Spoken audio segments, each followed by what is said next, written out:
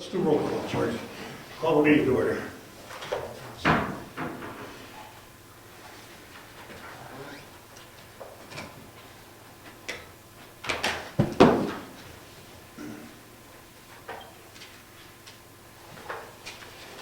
The date is May 13th, 2013.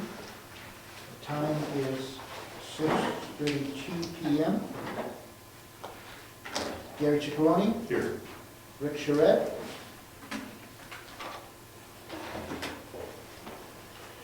Steve Michaelski, Here. Jim Freeman, Here. Rob Collins, Here. Ed Comeau, Here. Dick Peckham,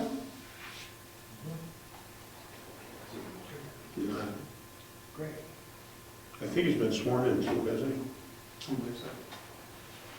Rich Zacher, What's a rich? You know, you're in place of Rich. Bill Nelson for Rick. Just want to be sure that one. Okay. Let's get going. Okay, what do I do with that? Okay. Announcements. There's nothing important to announce at the moment, other than the fact we're having a public hearing tonight for Moose Mountain. And there's one publication here that's available if anyone wants to take a look at it in the Hampshire Town and City. It'll be in the office of the planning board. That's that. Okay, there's a letter of appreciation to Ed Nason. I'd like to read it very quickly. Where did I put that? I got it hidden over here somewhere. I would like to read it. Ed isn't here, but it's from the board to Ed. Geary.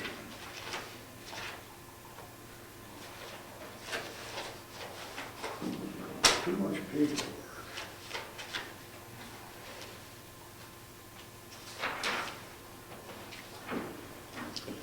Wonderful.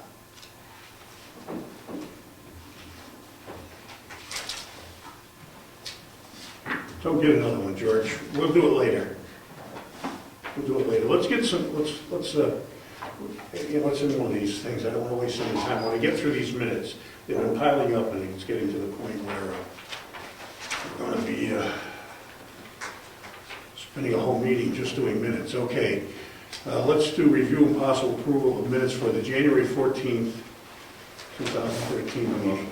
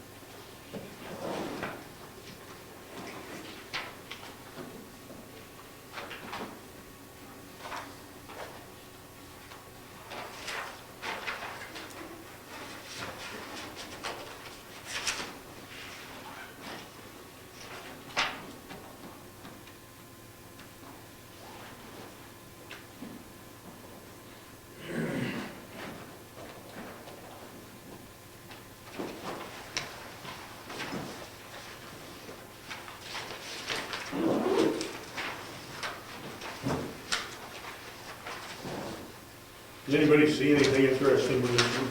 Mr. Chairman, I move that we accept the minutes for January 14th, 2013 as written.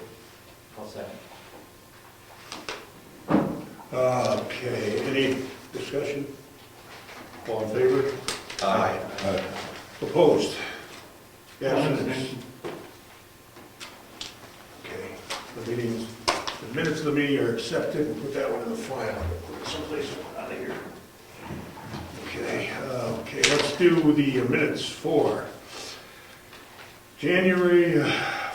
February 4th, 2013, the public hearing.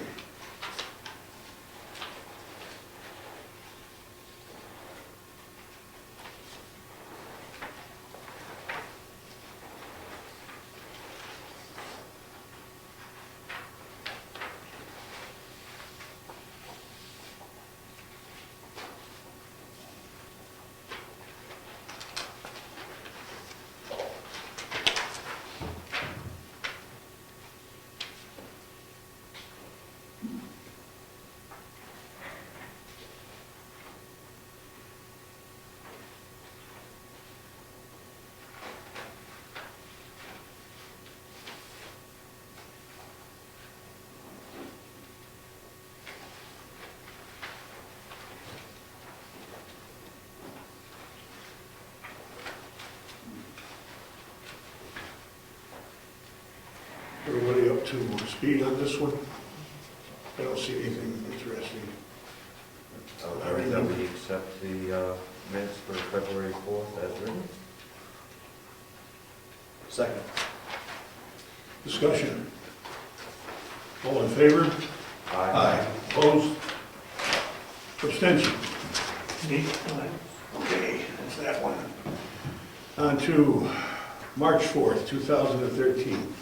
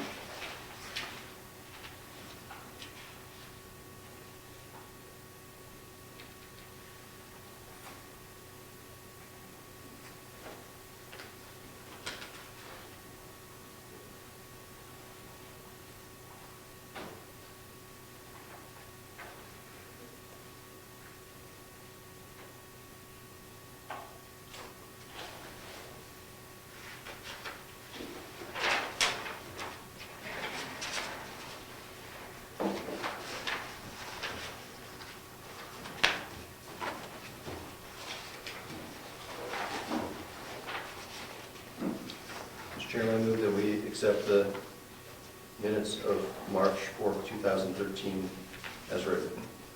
Second. Okay. Any other discussion on this? Okay, all in favor? Aye. Opposed? Abstentions? One. Okay. Not bad. Mr. Chairman, you did choose that next, thank you. Okay, March 12th. Review and possible approval of the minutes for that meeting.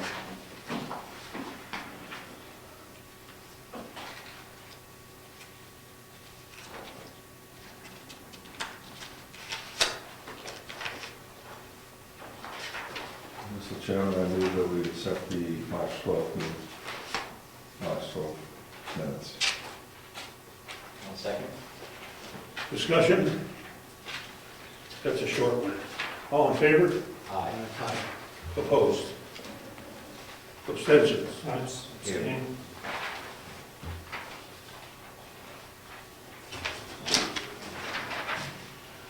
Okay, April 8th, 2013, review of possible approval of minutes.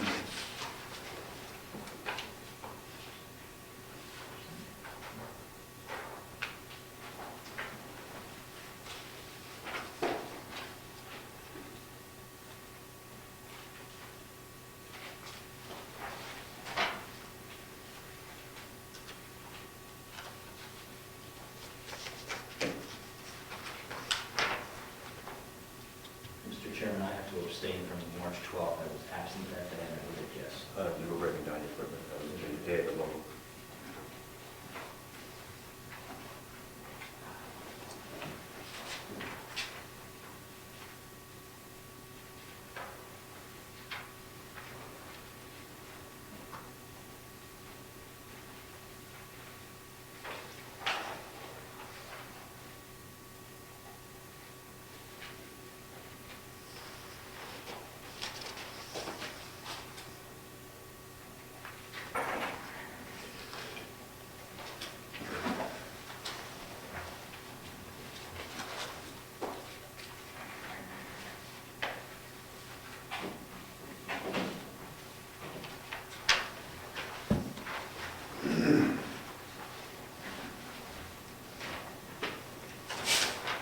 This one's a short one, too. Mr. Chair, I move that we accept the minutes for April 2013 as written. We have a second? I can do that, I'll second it. Any discussion? Hearing none, So all in April favor? 8th. Pardon me? That's April 8th. April 8th, Yeah, yeah, April 8th. All in favor? Aye. Aye. Opposed? Abstention? Abstain.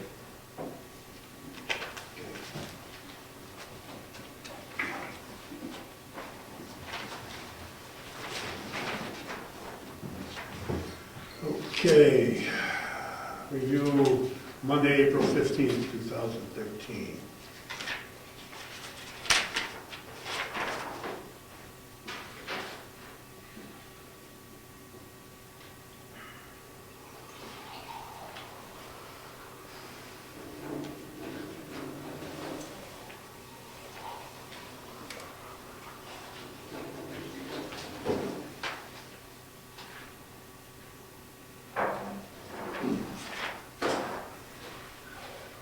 Mr. Chairman, at the bottom of the page, under Roman numeral 3, item E,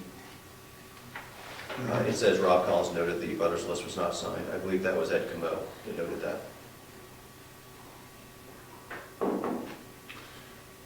You agree with that one? Yes. Let's change it then.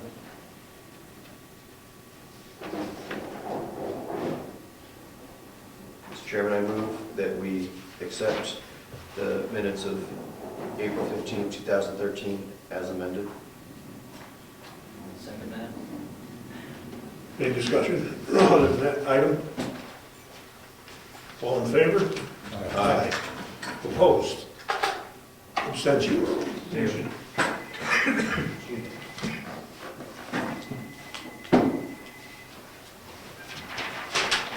Okay.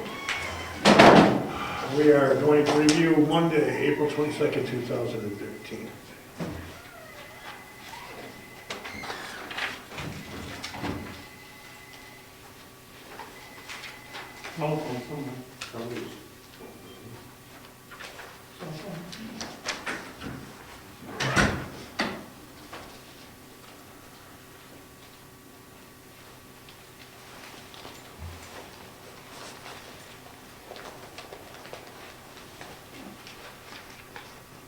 Who's this?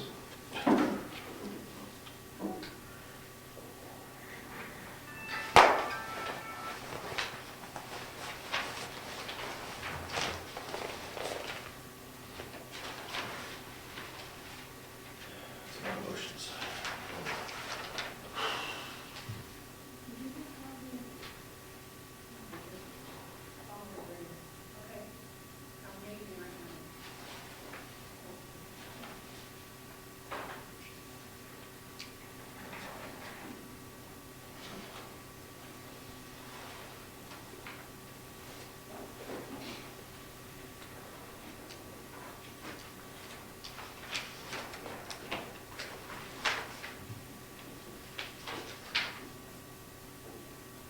Mr. Chairman, I think that this set of minutes is going to take a while to properly review, just because I think we need to compare it to the checklist and make sure that the motions and the votes match with the checklist. And I'm wondering whether you want to, I mean, I think that at the very least we should get the checklist from the application out and make sure that we can do the side-by-side comparison.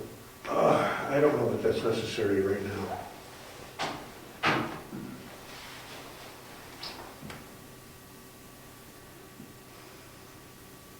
Or maybe you want to put this off until, Well,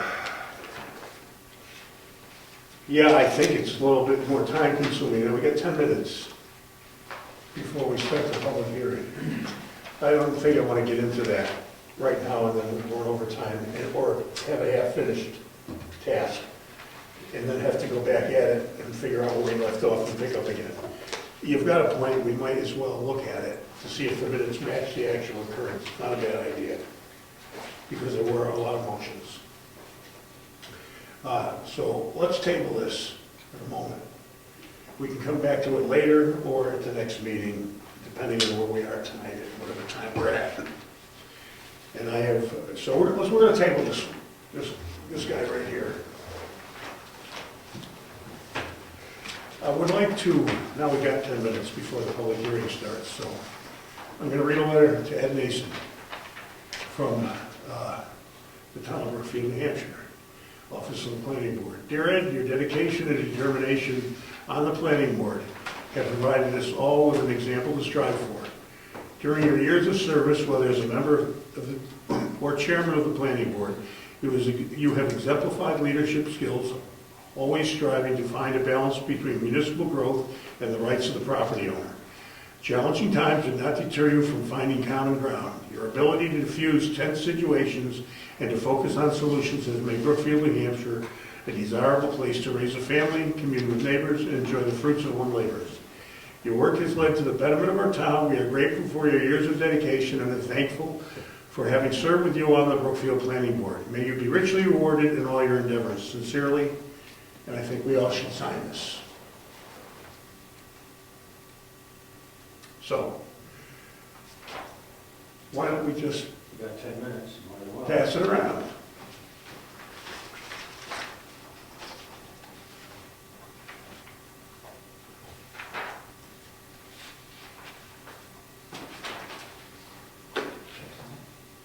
Absolutely.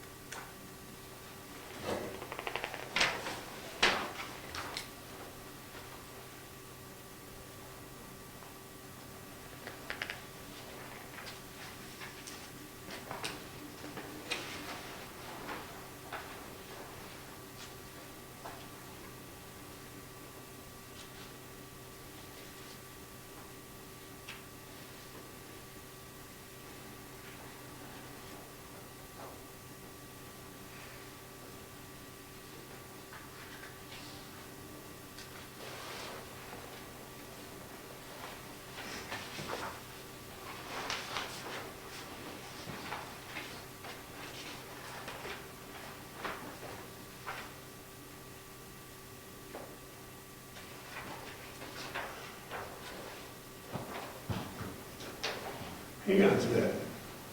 Might not be a bad idea to have Rick Sacker sign in as well.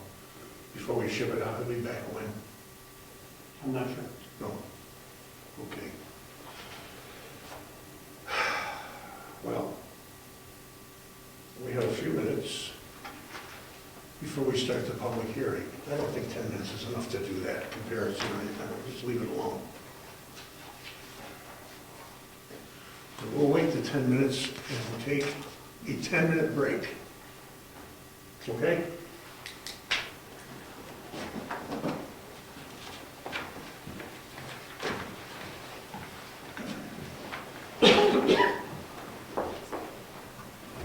Anybody want more? Yeah, it wouldn't be a bad idea.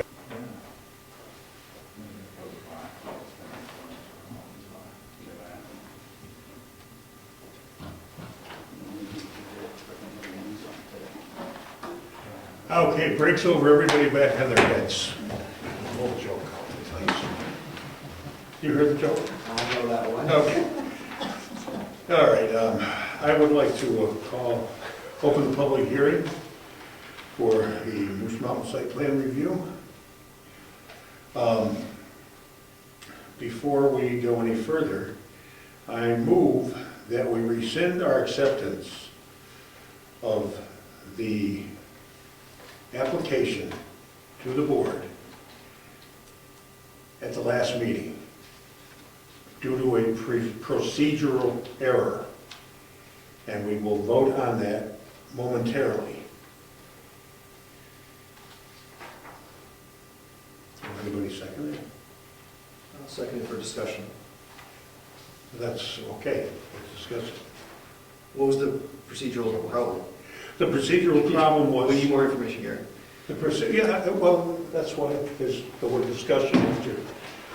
The procedural problem was that the meeting for acceptance of the Moose Mountain minutes was not noticed as that, was a meeting to accept the application that evening. That has to be in the notice. It was not in the notice. In other words, we noticed that we were having a meeting, but we didn't note that the public, or that the application was being reviewed for acceptance that evening. That by statute must be noticed on the bulletin boards, etc. It was not. Which RSA requires that? Is this, okay, let me clarify. So my understanding is that we do not have to post and stick to an agenda at the time of posting. Is that what you're saying, is that this? That No, we have to Or is there stick to- special requirements? There's a special requirement for acceptance, for acceptance of an application for site plan review As complete. by the board as complete, Okay. and that it must be posted as such in all the manners necessary required posting places, like 2 places in town, which we have, and in the newspaper publications when that is required for public hearings, etc. We did not post that correctly. So do you know which RSA off the top of your head? George is figuring it out right now. Not off the top of my head, no. Laura Spector knew it though when they told her about this. And she said, no, you can't do that. What she did say was, you certainly can't accept it this evening, prior to going into the hearing. I have a response. Okay, read the RSA. Yeah, I don't have the I have the RSA number. It's, That's all that's necessary. yeah, 676, :4, Roman numeral 1, D. You can look it up if you like, and you'll find that it states that it must be posted. I'm I read it, I'm not going to read the whole thing over again. sure it's close. But it was a procedural error, which we are correcting at this moment. Anybody else on this issue? Well, Rob's thumbing through the book.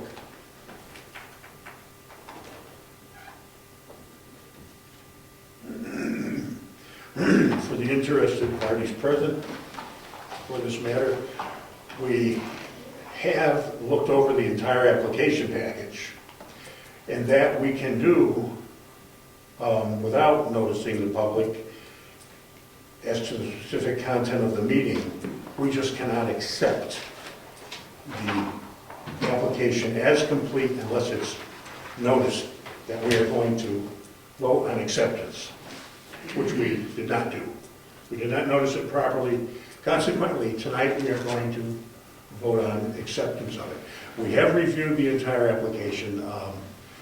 It's subject for public scrutiny at any point. We went through the checklist, item by item. Everybody that was here remembers that. Everything there that was required was in compliance. We do not have to go through that exercise again tonight, because we have done it, and we aren't required to go through that exercise by statute. So,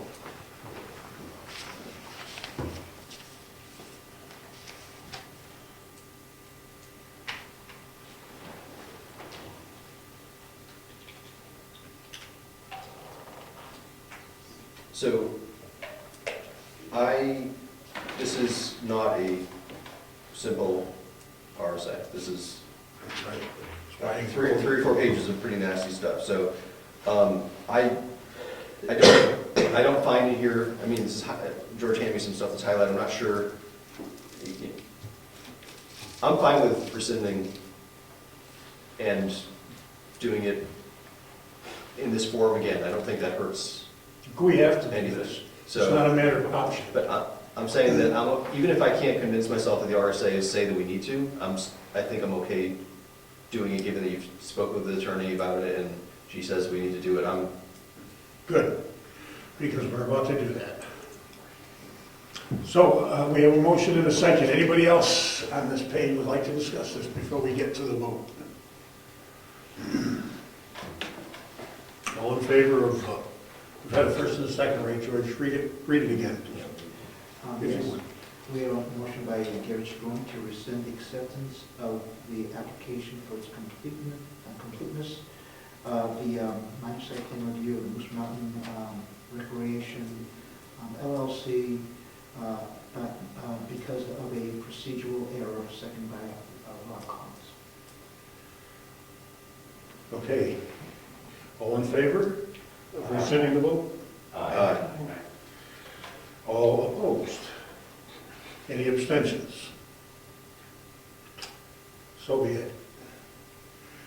Okay, now, we have noticed for this meeting that we are going to vote on acceptance of the application for its completeness. We've all seen all of these items before. These are the official requirements to check to the town of Brookfield for assorted fees and the postings and of the mailing receipts for the abutter notification. All that's been accomplished, and the list has been verified by the tax assessor. We know that's all been done. We have gone through the site plan checklist line by line, and we are all satisfied with that at this point. So, I move that we accept the Moose Mountain application for site plan review as complete.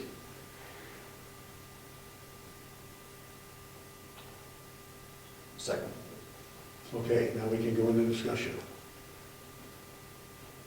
Just for my clarification, did we successfully deliver notification to all the abutters? No, We had receipts for all that? for everybody except Moose Mountain didn't respond. And we even sent one to him. That's okay. I know, there was no one home 2 times when he came, and I knew what it It's was, okay. so I didn't run right out to get my, Okay. what I knew I mailed, so. You know what's going on, so I'm not. Yeah, we're not worried about it. But he was the only, yes, Okay. they've all been responded. Okay. And all we had to do technically is send it. I understand, Yeah, I'm just, yeah, they don't have to go. I understand, get I it. was just trying to, just trying, for the record, noting that people got noticed successfully, so. Anybody else on this issue? All in favor of accepting the application as complete for Moose Mountain LLC for the site plan review? In favor? Aye. Opposed? Abstentions? You've got it, George. Okay. Now, I actually should have done it before I called the public hearing to order, but that's okay. That's another procedural misstep, but it doesn't matter. Actually, Gary, our rules of procedure actually has that as item D, I believe, under, it's sort of listed in. Public hearings, yeah. In the middle of the public hearing, it looks like it's listed. Yeah, you can do it that way, I suppose. I think you're okay. Okay, so we'll start. The order of business for the hearing. The chair shall call the hearing to order, note the time, and ask the people who wish to address the board to complete a sign-in sheet with the administrator. Anybody that wants to address the board needs to sign in, and if you want to say something, you come and sign in after. Okay, we'll do that. The hearing procedure and the rules of conduct are: 1, address all questions and comments to the chair. Parties will not address each other directly. 2, identify yourself and your address before you speak. 3, do not engage in side conversations. The text of the notice is: a public hearing will be held at the Brookfield Town Office Building, 267 Wentworth Road, Brookfield, New Hampshire, 03872 on May 13, 2013 at 7 p.m. on the application of Moose Mountain Recreation LLC concerning a minor site plan review for property located on 107 Moose Mountain Road, Brookfield, and shown on tax map 30, lot 2. The minor site plan review approval is requested to open an 18-hole disc golf course to the public. The application will be reviewed for completeness at the planning board meeting on May 13th.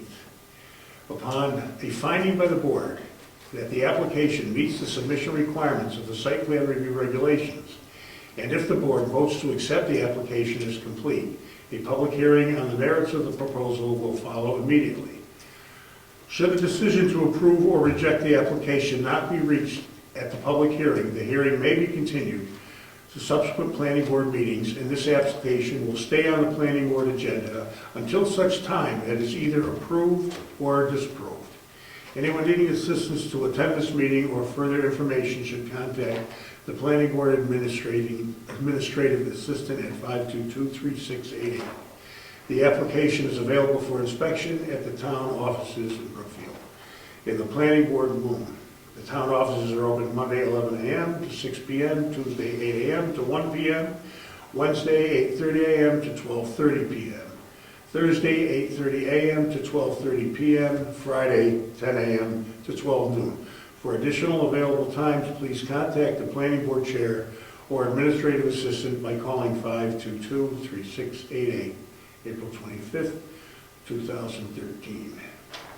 That is the text of the notice.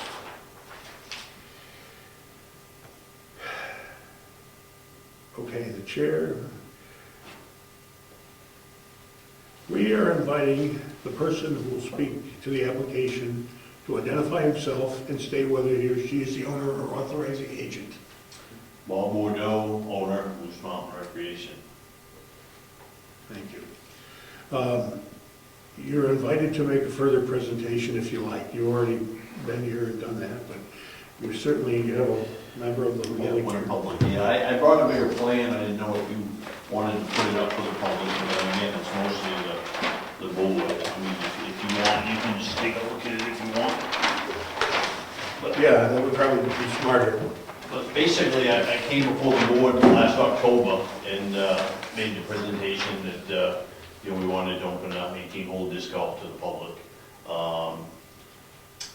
At that time, we basically, I talked about the amount of people in relation to the tubing, and we felt with the disc golf that the usage at any given time would be lesser than, say, our tubing operation in the winter.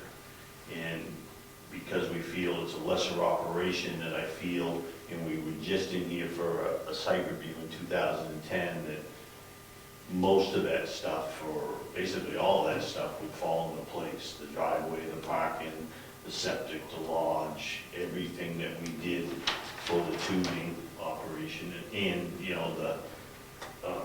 the rental of the lodge and stuff was a greater use than the disc golf would be, that I felt that all of this could fall under the previous site plan regulations. And that's kind of how we got to this point. Back in October, the board voted in favor of not requiring a site review at all until the attorney stressed her opinion that we did, and that was brought us back to this point here. Other than that, I really feel the major operation of Moose Mountain is covered with what we're doing now, and septic and lodging and parking and all that. And if any of the board members have any questions relative to the specifics on the disc golf, I'd be happy to answer that. But the disc golf is a permitted use under the current regs. Well, that's the next item on our order of business, is to any board members that have any questions or comments. Now is the time, board members. And we'll open it to the public after that.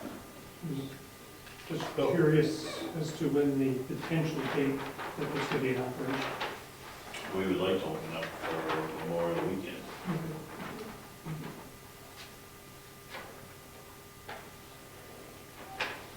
Anyone else?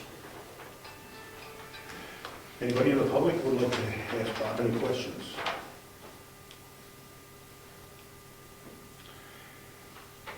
Okay, well then,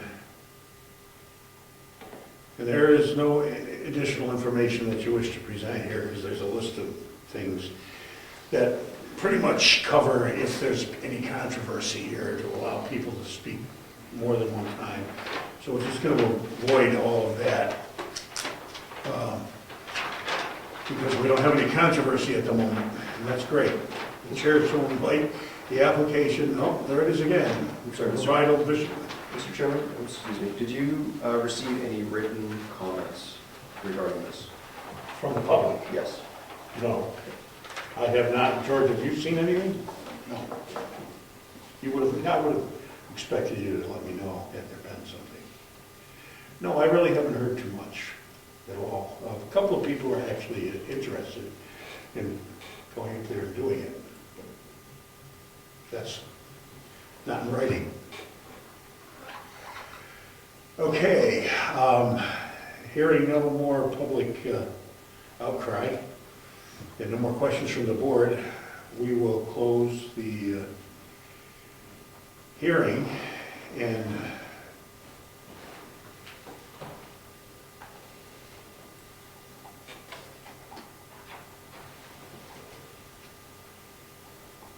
I'm reading, bear with me. Okay, we are going to deliberate on this tonight. And not knowing how many people were going to come and what was going to be involved, the way I asked George to set up the agenda where that was new business. Mr. Robbins back there is combining a piece of property, or a couple of pieces of property, I presume. And so I snuck him in the agenda between 12 and 14, the deliberation on Moose Mountain, because that might have gotten extensive, who knows? So I figured in lieu of possible contributions from the public and making that become an all-nighter, which we've done before. Are you okay with that? That's what we set up with the agenda. I'm here for the evening. Good, good, good.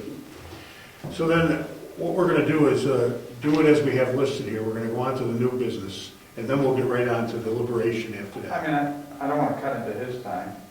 I'm glad to do whatever you got. How much time is that going to take? It all depends. We're gonna read some things that we've got from last time, that we did a site plan review, and Great. this might not take too much time. I don't think what you're here for is gonna take an awful lot of time. Well, if it takes more than a few minutes, then make me sit back down and get onto his, how's that? I think that's something we can work out. If I understand why you're here, we'll have to wait until you actually present something to us before we Great. can figure that out, but, you okay with that, members of the public? We're going. Good, let's go. Come on up. I want to set this down. I don't want to disturb any of this. Sure. I got a few smaller versions here so that people who aren't sitting at the desk. Okay. Thank you.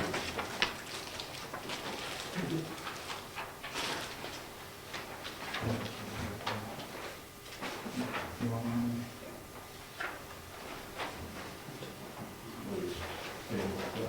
Give it to me. I I got two of these here, so. I have to pay attention if you want. Sure.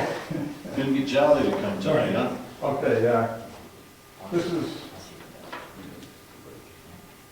the reason I came in is this is your merger lot right here.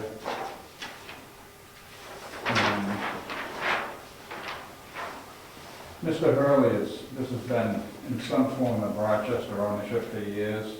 To give you a quick background, the Cedric Ricker lot is about 3,700 square feet. It's 55 across the back and 70 feet to the water and 55 across the water, and then 70 up the other side that I've dotted. There you go. And what it is when Paul Cassette came in here August 1st of 1983, he just came in and he did these two lots. And I guess the purpose really was he created a 2.11 acre lot with 254 feet on the water.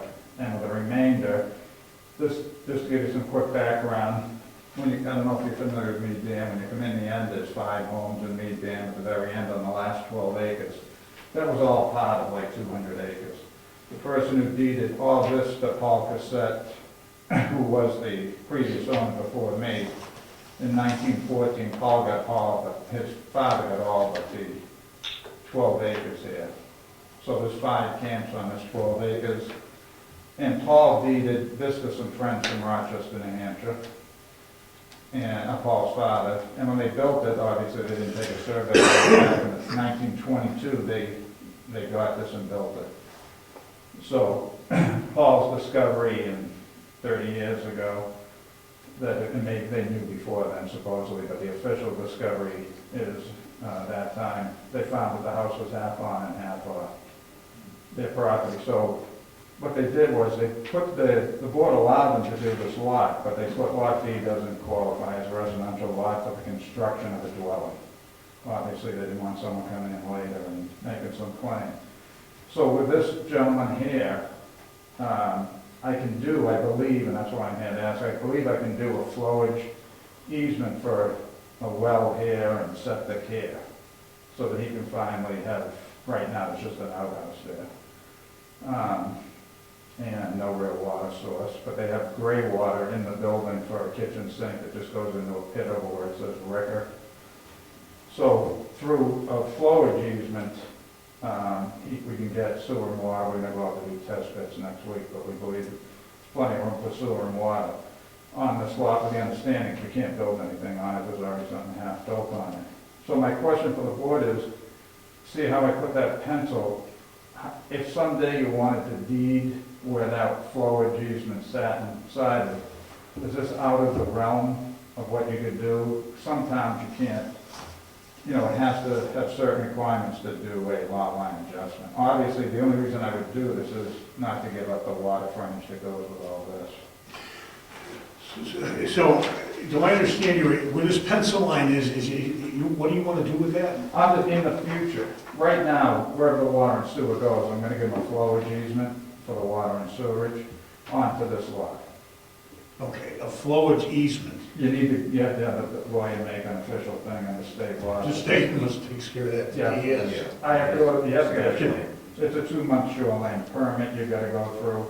So you gotta get a shoreline permit, because the second you put a shovel in the ground within 250 Yeah. feet of the shorefront, you gotta get a permit just to put the line in for, if you want to put a well here, you need a shoreline permit. Septic permit also. So the septic and the well are gonna fall inside that shoreline, so you gotta go get a shoreline. But my question for the board is, under our rules of merging, if you ever wanted to retain some of this lot, and you might not have the answer tonight, but I at least wanted to bring it up, would you be allowed to do less than merge both lots? And I'm sure if you ask the lawyer something else, we could keep one of these and give it to her. Yeah, so you're not asking for any lot line changes here? Not tonight, but it may in the future, and I just don't want to go ahead and do something without at least getting some feedback. So, but I am going to do flowage for sewer and water, for a driven well, and for a septic system. So you're putting septic and well on your property For the benefit for of the that. benefit of your neighbor, and you're gonna work out Correct, between you guys, exactly. make each other happy. Well, and I've been there 13 years, so the first day I got there, I went up to him and talked to him about it, and, he had no need to change the thing, other than, they just use it once in a while. It's an outhouse, it's water, how they bring it in or whatever. And you're concerned with how what you do now will affect you in the future? Just curious, would I have to, I guess the question for you guys or the lawyer would be, in order to do more than flowage rights, would you have to combine both of these and not be able to do some funky line like that just gave? I see. In other words, merge these two as opposed to just giving a legal question In here. the beginning, I would immediately give them a flowage easement, because I know that that's something that you're not combining the lots and not causing any change in the taxing and the property lines or anything. So are you asking that if you get a flowage easement now, will that affect your ability to combine these two lots later? And then, I just wanted to bring it in. Because I didn't really want to give up all the lot unless you felt you had to in the long run. And you may give it up, but is it at all possible to do a line like that that's not a square? Sometimes it may, obviously you're trying to get this on its own property. You can't, the truth is, you can't get a mortgage on a structure that's halfway on that property. Yeah. So if you could do a line like that, great, otherwise if you have to do it all, then that, So you were asking, so maybe I understand a little better now. You would like to make this the property line for this, instead of this now? and that would be dictated by where you find, I mean, if you find out the septic has to go here. I understand, the maybe state will come up with a set of Yeah. parameters, Yeah, and they'll tell you what's possible, and you would abolish these two lines and correct, create a new line, right. okay? I can't give you an answer on that, of course, I'm not the legal authority. I believe I've seen in some towns in their ordinance, I didn't see it in yours, and I might have missed it, sometimes dimensionally, they don't just let you do anything when you're creating a lot. I know this is a combination, but sometimes dimensionally, they'll say, well, you've only left 20 feet here, and for some reason dimensionally, that doesn't work out for us as a town. I see. Well, I would suppose a subdivision, if you were going to sell that to that other owner, of this building, Right, you would want to subdivide and you can combine connecting properties of your own into one. yeah, I mean, that, I mean, probably, if you were to subdivide this out, you could combine. yeah, this probably into the one property. remaining would be, And that's easy enough, Right. that's at your discretion, you own both properties. But you don't know what you're gonna do in the future. This I is all- see what you're saying. this was all proposed, he brought this all up to me not long ago, so it's something that. What We're gonna I would look at it. suggest is check, It's the other small. if you were to subdivide, make sure that he has enough area from the building to any property boundary that you would establish for subdivision. Oh, right, just so they don't keep them. Just to make sure there's exactly. There's a future- lawn that's been created here over the years. Yeah, well, I understand wanting to keep the additional shore frontage, but Right. you want to make sure that that fits requirements for the positioning of the building to the lot line. Yeah, it's a 40-foot setback. So you're not looking for an answer tonight, you're just giving us a heads Well, up. that's a good point. We say, because he just, I hadn't thought about that. This is only 50 feet wide, now you do this. I think the issues we'd be looking at, our rules of procedure, I just was sort of looking at it, doesn't really give us a lot of guidance on lot line adjustments. But in general, in the past, what we've looked for is making sure you don't take a conforming lot and make it a non-conforming lot. And don't make a lot not be buildable if it was buildable before, right? Yeah. Those are the kinds of things we're looking for, and so things like setbacks, wetland, is there enough buildable area, that kind of, stuff is the things we would be looking at. Now, if you own, This one and this one. yeah, you could, you probably could if you wanted to adjust more than one line there, right? You could, for instance, you could go like this, move this line over here, and then have enough space. We have a 2 acre? Right? Yeah. So you can't get up, you can only have 1,100. Do you own other properties around there, or is that? Yes, I do. I That are- do. I own all this out there. I don't think you don't really want anybody to get too close into your ultimate house space, Yeah. which is that's the ultimate home, is probably whatever 75 feet is, probably right in here. But that's interesting. So how do you think, food for thought maybe for the lawyer, how do we think about this as far as 40 feet, even though it's a grandfathered non-conforming building, but we still, as his point was, but we still have to be 40 feet from this line with our new line? That would be my For question. exchange of ownership, possibly. Well, You probably have the ZBA. the ZBA is created for that kind of question. This We question. can't make exceptions to our ordinances, only the That's right. ZBA can do that. That's right. I would still run this by the attorney and let her give us the legal implications, whatever they are. Maybe there's nothing. Right. I have no idea. You mind giving this one? You can spend our money answering this on the attorney? No. Our time is. No, cheap. if he submits something to us. Oh, yeah, if there's an If he application. submits something to us, we would ask the attorney what that is. So far, we're not getting a submission. You're just, you're I came in tonight, that was a great point. That's what I came here for, was the discovery that he just brought up, I think. well, a good point about the 40 feet from the building. Keeping your distance from your property lines in case of any subdivision. If it was, not saying that it is, if it was subdividable and still be in compliance with the siting of the building, you I think probably you know- want to combine the remainder into this property and save any future hassles. That's how I would look at it if I was in the situation. Good point. If this is subdividable for transfer Well, of this is- ownership. Yeah, this is never gonna be anything with it. Exactly, so. The changing of this line here doesn't move the structure Right. any closer Oh, you're right, than what it already is. than what it already You're is. right, you're right. You're I right. mean, it's, You're right. as far as I can see, But these are all arguable points if you come in the public hearing. Yeah. The big catch is where the building is positioned half on each property and Yeah, adjusting the line so Well, I the think building that's why the is board on addressed it. independent property. yeah, I think that's what the board said, hey, don't think you're gonna build a second one. You already got Well, one how, out. that's this not- business here, this line, doesn't really change the circumstances of that lot. It doesn't really do anything. So it doesn't move the building any closer to that property line. It just, if I don't see any relevance to any of that, except that if you submit that to us, I don't know the parameters on this, but obviously a house can't be built here, a regular. I mean, this could be, this is a tiny, it's 25 by 20, and you can get a shoreline permit to say, I'm gonna rebuild it there, but you're gonna do it on the footprint. Footprint, yeah. Exactly what it is. But it's still gonna be half on this property, so I don't think any board will allow you to build on a non-conforming lot that they said you can't put a new structure. I don't even think they allow you to Yeah. rebuild on the footprint where it overlaps property boundary. The state, That would be the issue there with good this. po- and the other good point, you mean the shoreline guys might look at it and go. Well, Exactly.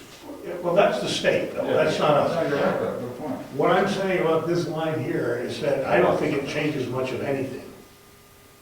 Cool. I don't think it change, I think you need to, if you were gonna go for a lot line change, you would submit all the appropriate forms to the board for a lot line change, and then we'd act on it. One thing you may want to do is bounce this off the zoning board before getting into any detailed You can't legal do that. expenses. Can't You do have that. to have Can't it do that. submitted for.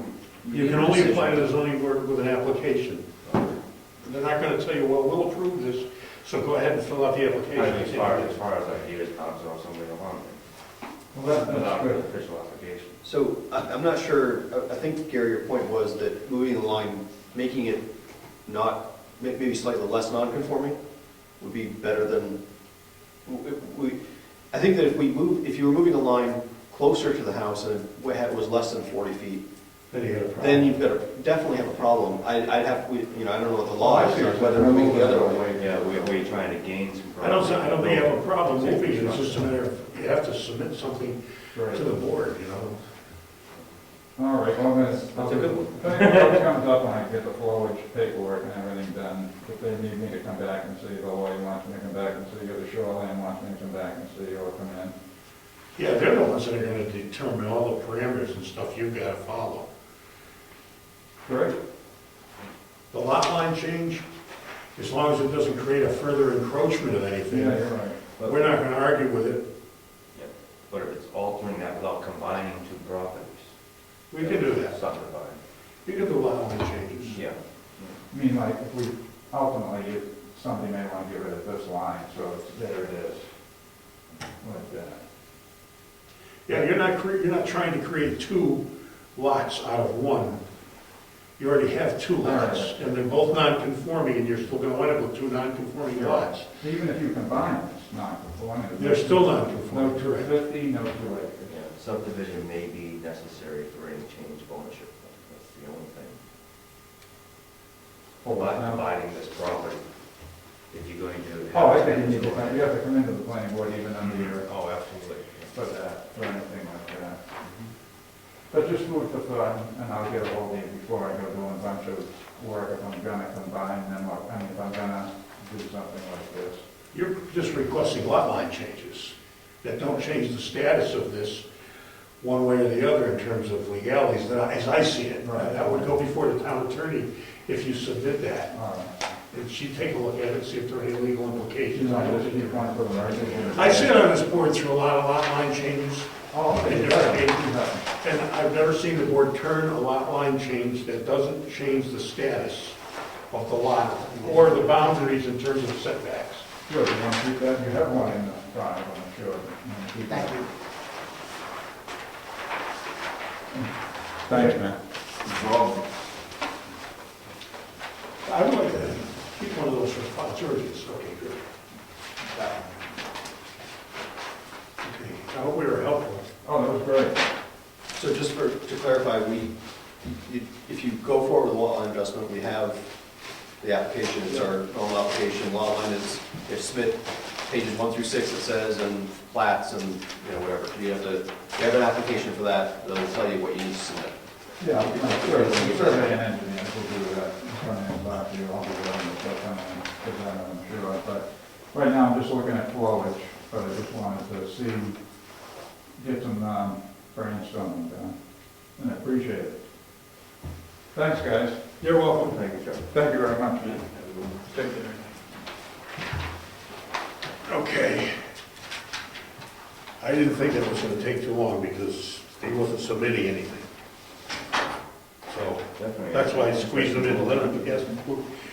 And we're going to deliberate on this, and I had no idea how many people are coming to the public hearing and what kind of discussion we're going to be involved in, but we are going there now. Let me see. Public hearing, Moose Mountain Miners, disc golf, new business, deliberation. Here we are, application for disc golf. Let's open that up. So let's deliberate. Where's our deliberation paperwork? It's right here. Let's get this. That's that was Clean this approval up. from last time. Yeah.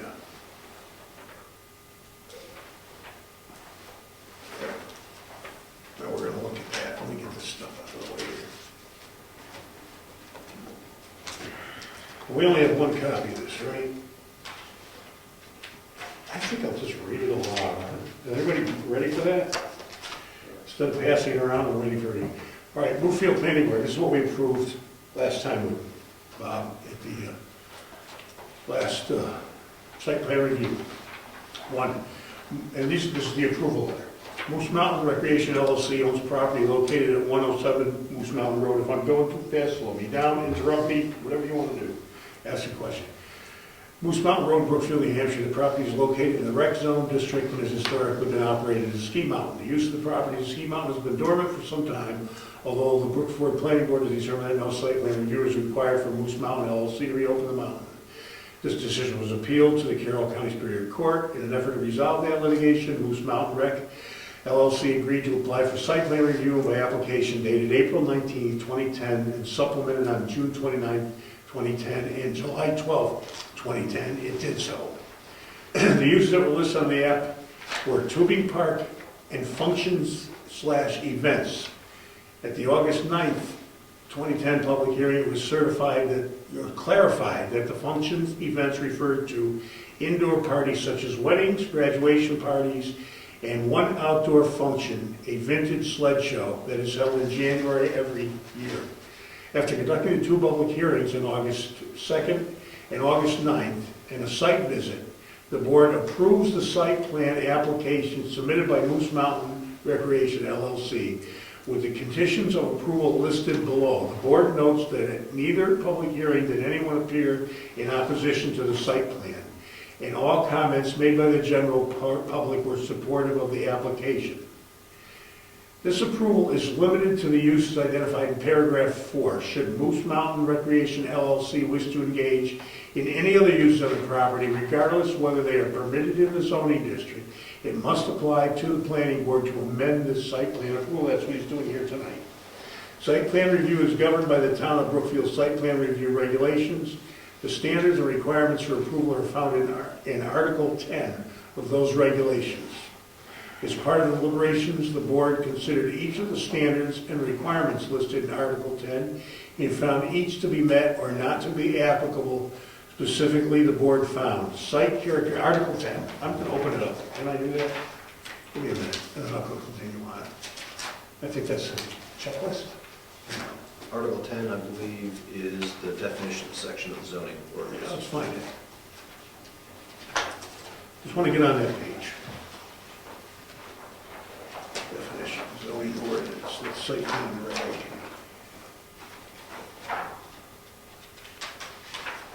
Let's go there. It's page 40 of 54. What was the page? In the zoning ordinance, 40 of 54. Oh, yeah. In the ordinance. Thank you, Rob.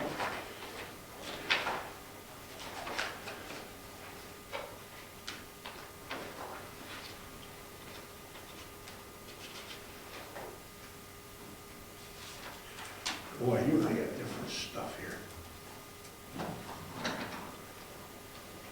You are out of date, buddy. I am out of date, George. How come you let me get out of date? The pox on you and your house. We gotta redo my last few pages here. All right. Which definition was it referring to in Article 10? Okay, I'm going right there now. As part of the deliberation, the board considered each of the standards and requirements listed in Article 10 and found each to be met or not applicable. Specifically, the board found A, site characteristics. The development conforms to the natural topography of the site. There will be no site clearing or construction of buildings and improvements. The board expressed concern regarding pedestrian and vehicular safety. Over the culvert bridge, which is addressed in condition of approval 1. Natural cover will be in condition of approval 1. Approval number 1.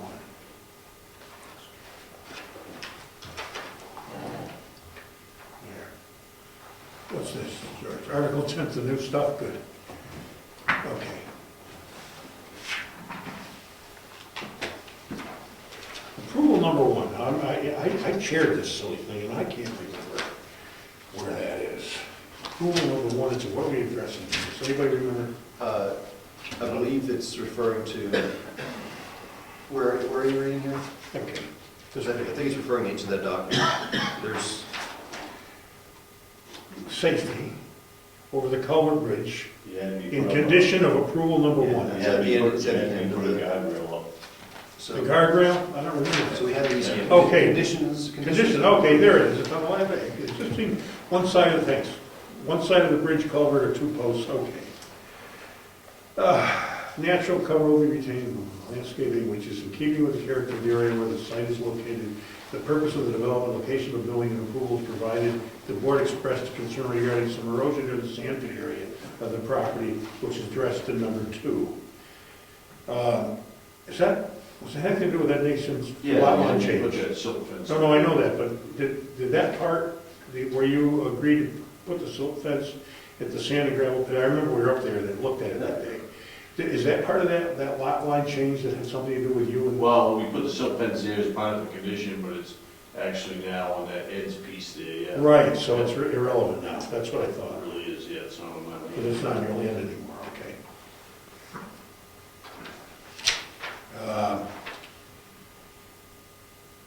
Perimeter, so number 2 is irrelevant, number 1, that was the bridge rally. B, perimeter, a forested buffer exists and assures that the development of the project conforms in its boundaries with the character of the adjoining land and its uses. These buffer areas, bad grammar, is of sufficient width, sufficient width to provide privacy and noise protection and exceed the setback requirements in that zoning district. I'm going to make a note here.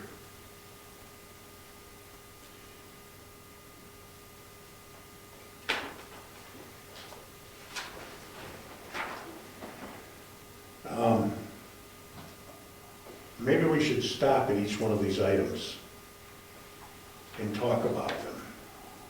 The perimeter, instead of me reading them all and we try to, because this is the format we used last time. It'd be a good thing Rob brought this up, to abide by the same format and keep everything flowing along. A good idea. So the perimeter is the next item. We're not going to require a new railing on the bridge. So I would suggest perimeter be the place we start. And the forested buffer exists and assures that development of the project conforms at its boundaries with the character of adjoining land and its uses. These buffer areas are of sufficient width to provide privacy and noise protection and exceed the setbacks required in that zoning district. Let's work on that one first. I think that's still true, right? Yeah, we have the map, let's pull it out, we accepted it, I mean, it's complete. But perimeters aren't being changed, and the disc golf doesn't go significantly closer. You're not close to the, It's a little closer to maybe the front in terms of use, the road. Yeah, in terms of I mean, usage. we do have hole 3 and hole 4 that are in the front feet. let's get the map and. How close to the road do those holes go? Thanks, Jim.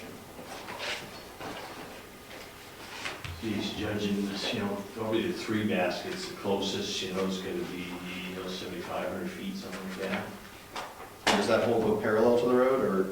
It kind of shoots to it, and then 4 shoots back away from it. You can kind of see it on that map. Right here. And that's a field, right? There's no vegetation between the road. There's a number of trees in there. What kind of trees? Are they like apple trees or something? There's some apple trees, like a poplar tree, and there's a number of different vegetation in the fields. They're not just straight grass. Anybody else want to take a look at that? That's it. 3 and 4 is where he's talking about down at the bottom of the entrance.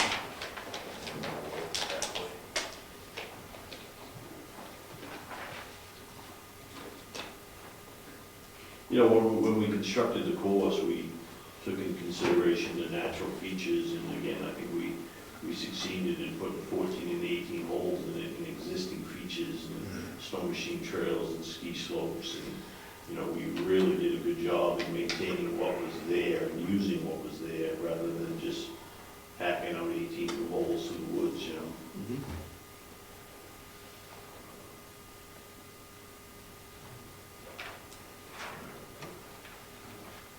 Anybody else want to take a look at it? Okay, let's just leave it here for, So I'm not overly concerned about, like, if hole 3 goes, 75 feet from the road, it's not that far, but it's not that close. And I think as long as we, maybe through hours of operation, make sure that you're not gonna have a crowd standing out there in that field, making a lot of noise for the neighbors at 2 in the morning. I think I don't see a big problem here. I don't see any reason to say that he needs to put in a buffer or anything, vegetation or, plant anything else or anything like that. Where they continue the holes, there shouldn't be much of a layover, there shouldn't be much disturbance. you operate at 2 o'clock? No, it's Pretty hard to not fit lit, so it's Yeah, truly daylight hours. Yeah, and we're gonna put, I'm sure we'll get to it. We're probably gonna put some kind of restriction on hours of operation, I think. We'll get to the end when we get there. Okay, let's take a look at C, landscaping and screening. The forested perimeter protects adjacent properties, public highway, and the site itself. Abutters and others who own property of the mountain testified that while they can't see the reflection of lights from the tubing park at night, they either cannot see the lights themselves or do not object to those lights. Number 2 in C, the location, type, material, and dimension of all fences, walls, and outdoor recreational facilities is included on the plan. And none of that's going to change.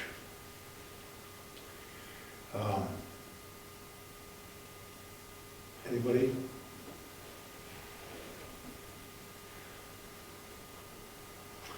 I don't see any issues with any of that. You're not cutting down the forest between the abutting properties, so.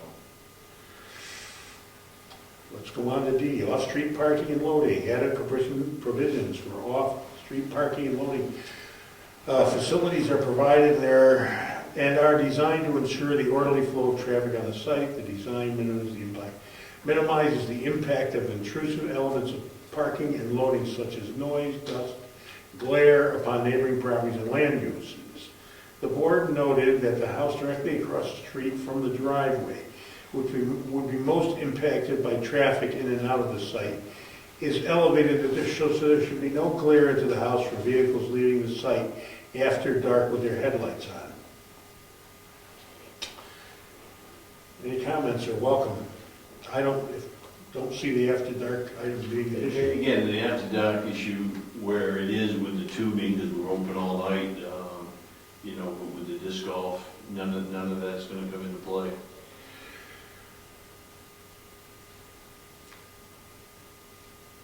The parking and loading areas on the site are properly drained by natural topography of the property. The Brookfield zoning ordinance has no parking requirements with which the plan must comply. However, the parking that is provided appears to be adequate for the proposed uses. I think that codicil stays in place. I don't see disc golf parking becoming an issue with all the land you have up there to park in. Just call it movies.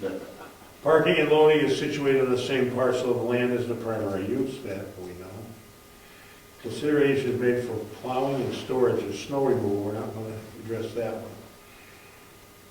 The driveway exists, the site distances shown on the plan are adequate, and therefore there is no further approval required for the driveway.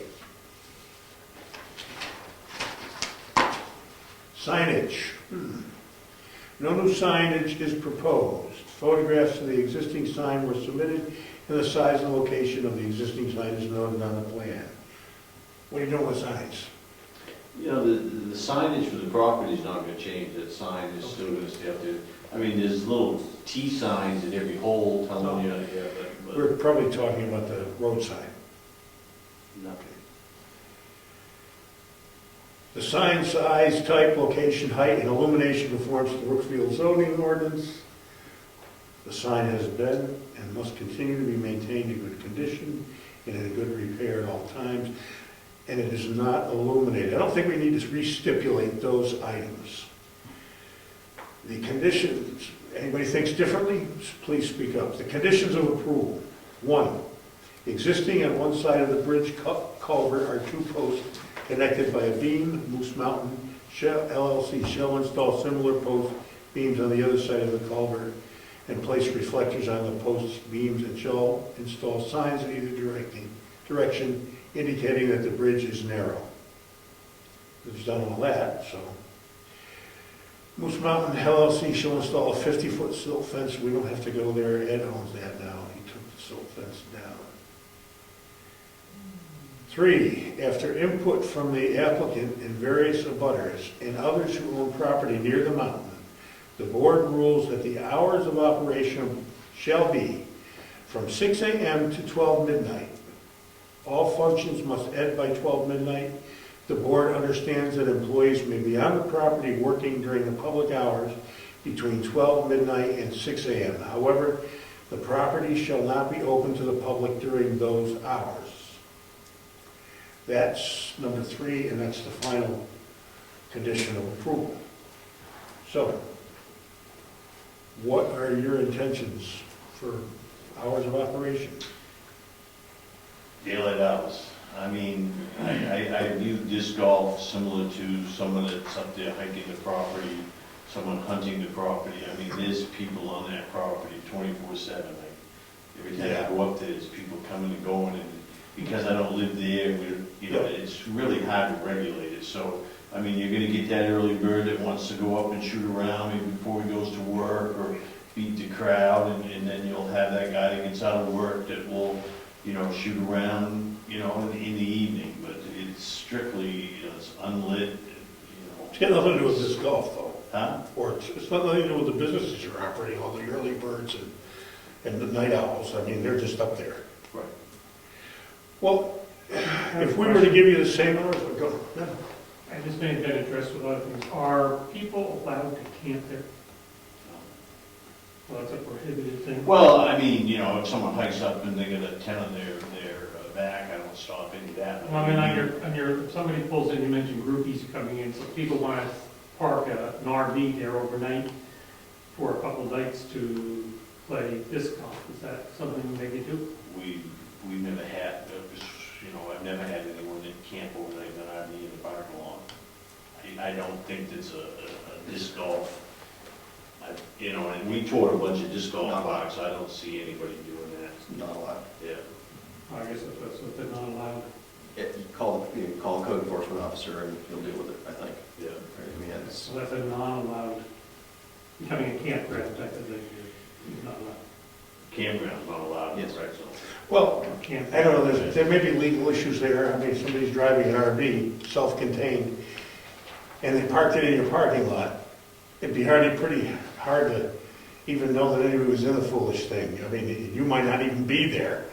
So that is a kind of one of those things that somebody might do and wind up sleeping in their RV in the Moose Mountain parking lot. I don't know whether we need to address that or, I mean, I can't imagine 100 of them. I think the zoning ordinance already addresses that. If it Yes, it becomes, does. if it becomes a problem, then the law's on the side of not camping there, and I would somebody will deal with it. I would feel sure that Bob in good conscience would not allow anybody Yeah. to camp out over the place, and that he'd have his people check if there was any vehicles left.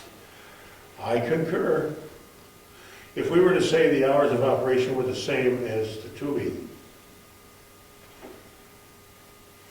Can I ask a question? How are you gonna, are you charging per round for the disc golf? Yes. So you'll have a drop box for some money to There'll be people an to honor pay? box and, you know, I mean, we got cameras set up and we'll, you know, we don't really know what we'll run for lodge hours. You know, we'll run weekends and then we'll have to just watch, you know, is Wednesday night a popular night or Tuesday afternoon and then we'll kind of watch the crowd and then. So you'll try to open the lodge to catch the crowd when it seems opportune? But, you know, it doesn't make any sense to pay someone $100 to sit up there all day to get $15 because 3 guys went out. You know, so a lot of it with the honor box, you know, and if they don't put the money in, they don't put the money in. Would you be renting any equipment, like renting sets? Well, again, that's why we'd like to have the lodge open during busy hours, because again, someone new that doesn't have the disc, we're gonna offer disc rentals and stuff like that.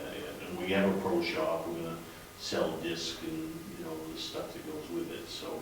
And again, sodas, ice creams, you know, just the regular lodge business, but again, it's not gonna make sense to keep someone up there all day. Tuesday, for example, if Tuesdays bring 3 people out to play. So we'll be watching that and, you know, figuring out,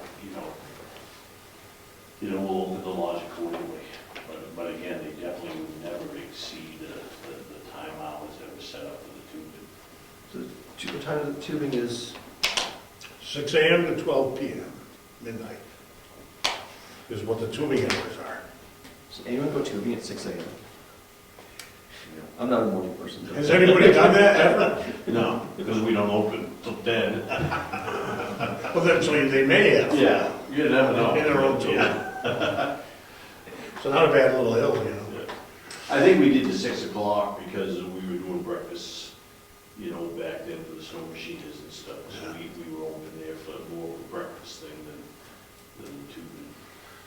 And the midnight was not even for the tubing so much, it was for when we had the functions, yeah, so. So I would presume that you'd be satisfied with those same hours. Absolutely. Anybody else have any questions about any of this? Does anyone know of any complaints about, related to the hours with regard to the tubing or any other functions that may go on over there? You live up there, have you heard anything? No? Well, pretty close to the road, too. So there has, I make complaints, not noise from the mountain, but either way. No, I've never heard one complaint. I've only heard compliments about the place. I've heard a lot of things up there than the mountain. Yeah, you know. Especially shotguns.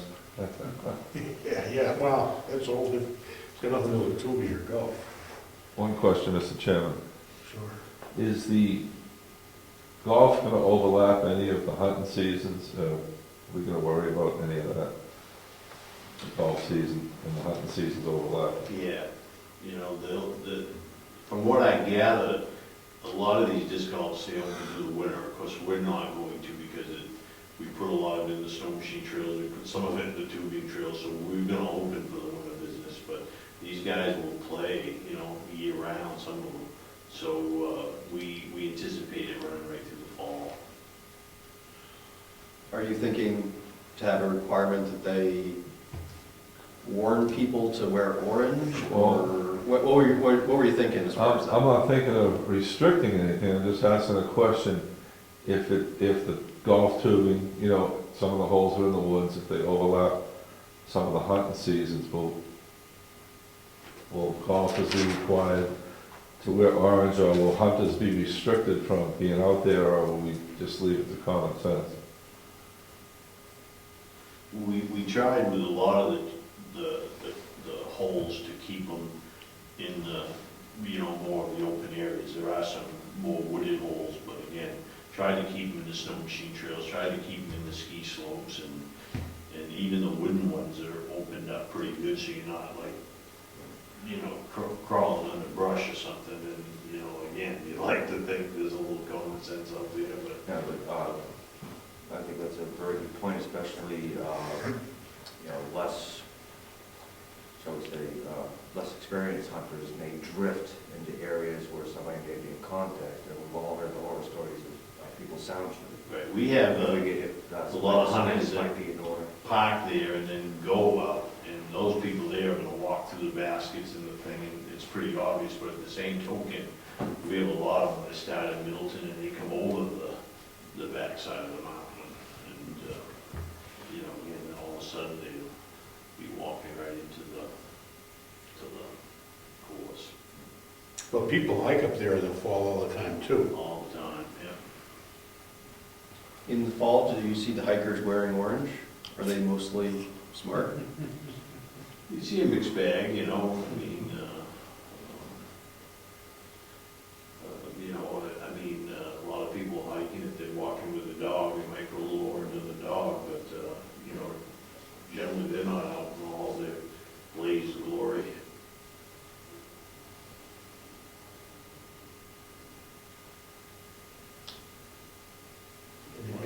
I don't think we should put a restriction requiring people to be smart and wear something bright in the fall.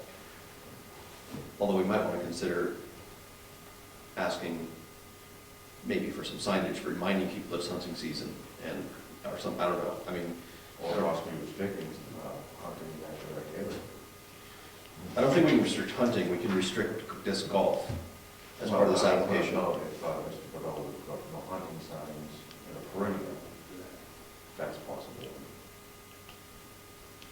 You know, generally speaking, when hunting occurs, accidents occur, they occur from such a long distance off. That's 90% of them. That the people that did the committing of the accident aren't within visual range of the people that get shot. It happened right on the corner where Sweet Memories is. If that's the place, yes. Several years ago. A guy was walking in his backyard across the street from Sweet Memories, and he got shot in his backside by a guy that was 600 yards away. Robbie Nason was the guy that pulled the trigger. They almost tried to put him in jail for that, and they couldn't though, because they put up a flag 60 feet in the air to see if they could see it from the place where his shell casing dropped. So that's about 90% of the hunting accidents are from a distance, where posting it, I mean, beware disc golf, I don't know how practical that is. I don't see it as being that valuable. I think you should put up steel barricades so the bullets We've can't. had a fair amount of limits hunting our property, but very few do we ever see. You know, usually they're walking through this to get to the mountain, but very rarely in the area that we designated for the disc golf is the big hunting ground. Well, good hunting practices require, doesn't mean everybody's a good hunter, that you shoot into a backdrop, not up in the air, which is what you're doing if you're on a mountain shooting down. But not everybody's a smart hunter. I don't know. I don't feel that we really can address it adequately as a board. But things are just what they are that way. I don't think it's far enough up into the mountain to become a real significant danger by increasing the population of the business to the point where it's right out there in the middle of the hunting bullet stream. I don't see that. I agree, I just wanted to bring it up, and the overlap would be in November. Yep. It's, I wouldn't worry about archers in September, but in November, golfing is, slows down quite a bit. There's always the chance. I do know if they're golfing in Yeah. November. They're a pretty die-hard bunch.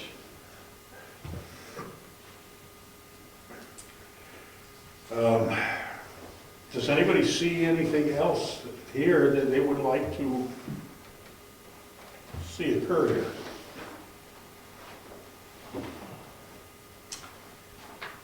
Well, in that event, Want a motion? I am going to make one. Go for it.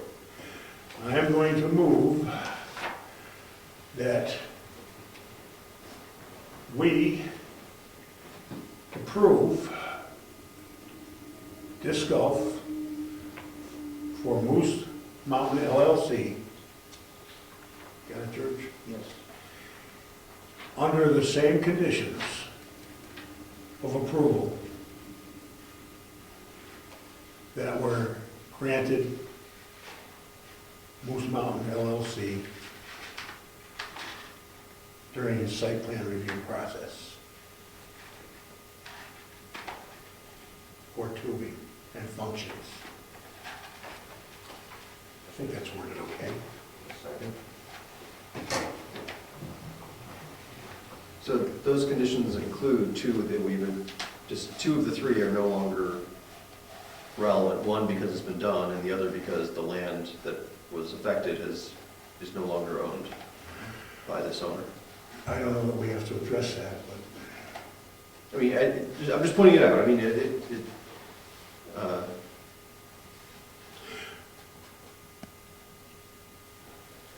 oh, you mean if we change this document here, the entire document, I'll alter that?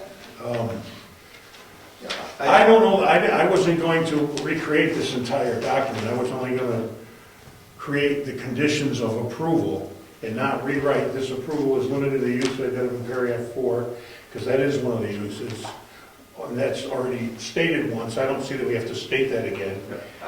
Or site characteristics. What we could do if you wanted. Correct this? Would be take this and like replace tubing with disc golf, not add it, but replace it. And so he's gonna have the letter in hand that says he can do tubing and has these restrictions on it. That's possible. And he has another letter in his hand that says he can do disc golf with the relevant restrictions. And We need to rewrite this completely because there's all kinds of dates and things here Right. that are irrelevant. So we would actually make it a very abbreviated thing here. And I would just put the letter that this is approved in reference to all of the portions that are applicable on this. I don't think I'd rewrite this thing. my guess would be that. It's a letter we're giving him, it's a letter. That's my recommendation. My guess would be that this was written by Laura. Yep. My suggestion would be that it's probably worth, it won't take her long, because I think what we're asking for her to do is straightforward. Have her do something that she feels covers our butts sufficiently, that reflects the approval and the limitation of the hours of operation. Actually, she and I wrote this together. Okay, whatever the process was, let's do that again. I sat down with her at this table and we wrote it. Was paragraph 3 states that any other permitted uses has to be applied for, or just a letter of approval should be more than adequate? A couple paragraphs should do it. The letter of approval referring to this document and attached to this document. You can, if you want to put in there the note that item number 2 is no longer relevant, That would be fine, I don't know that it matters.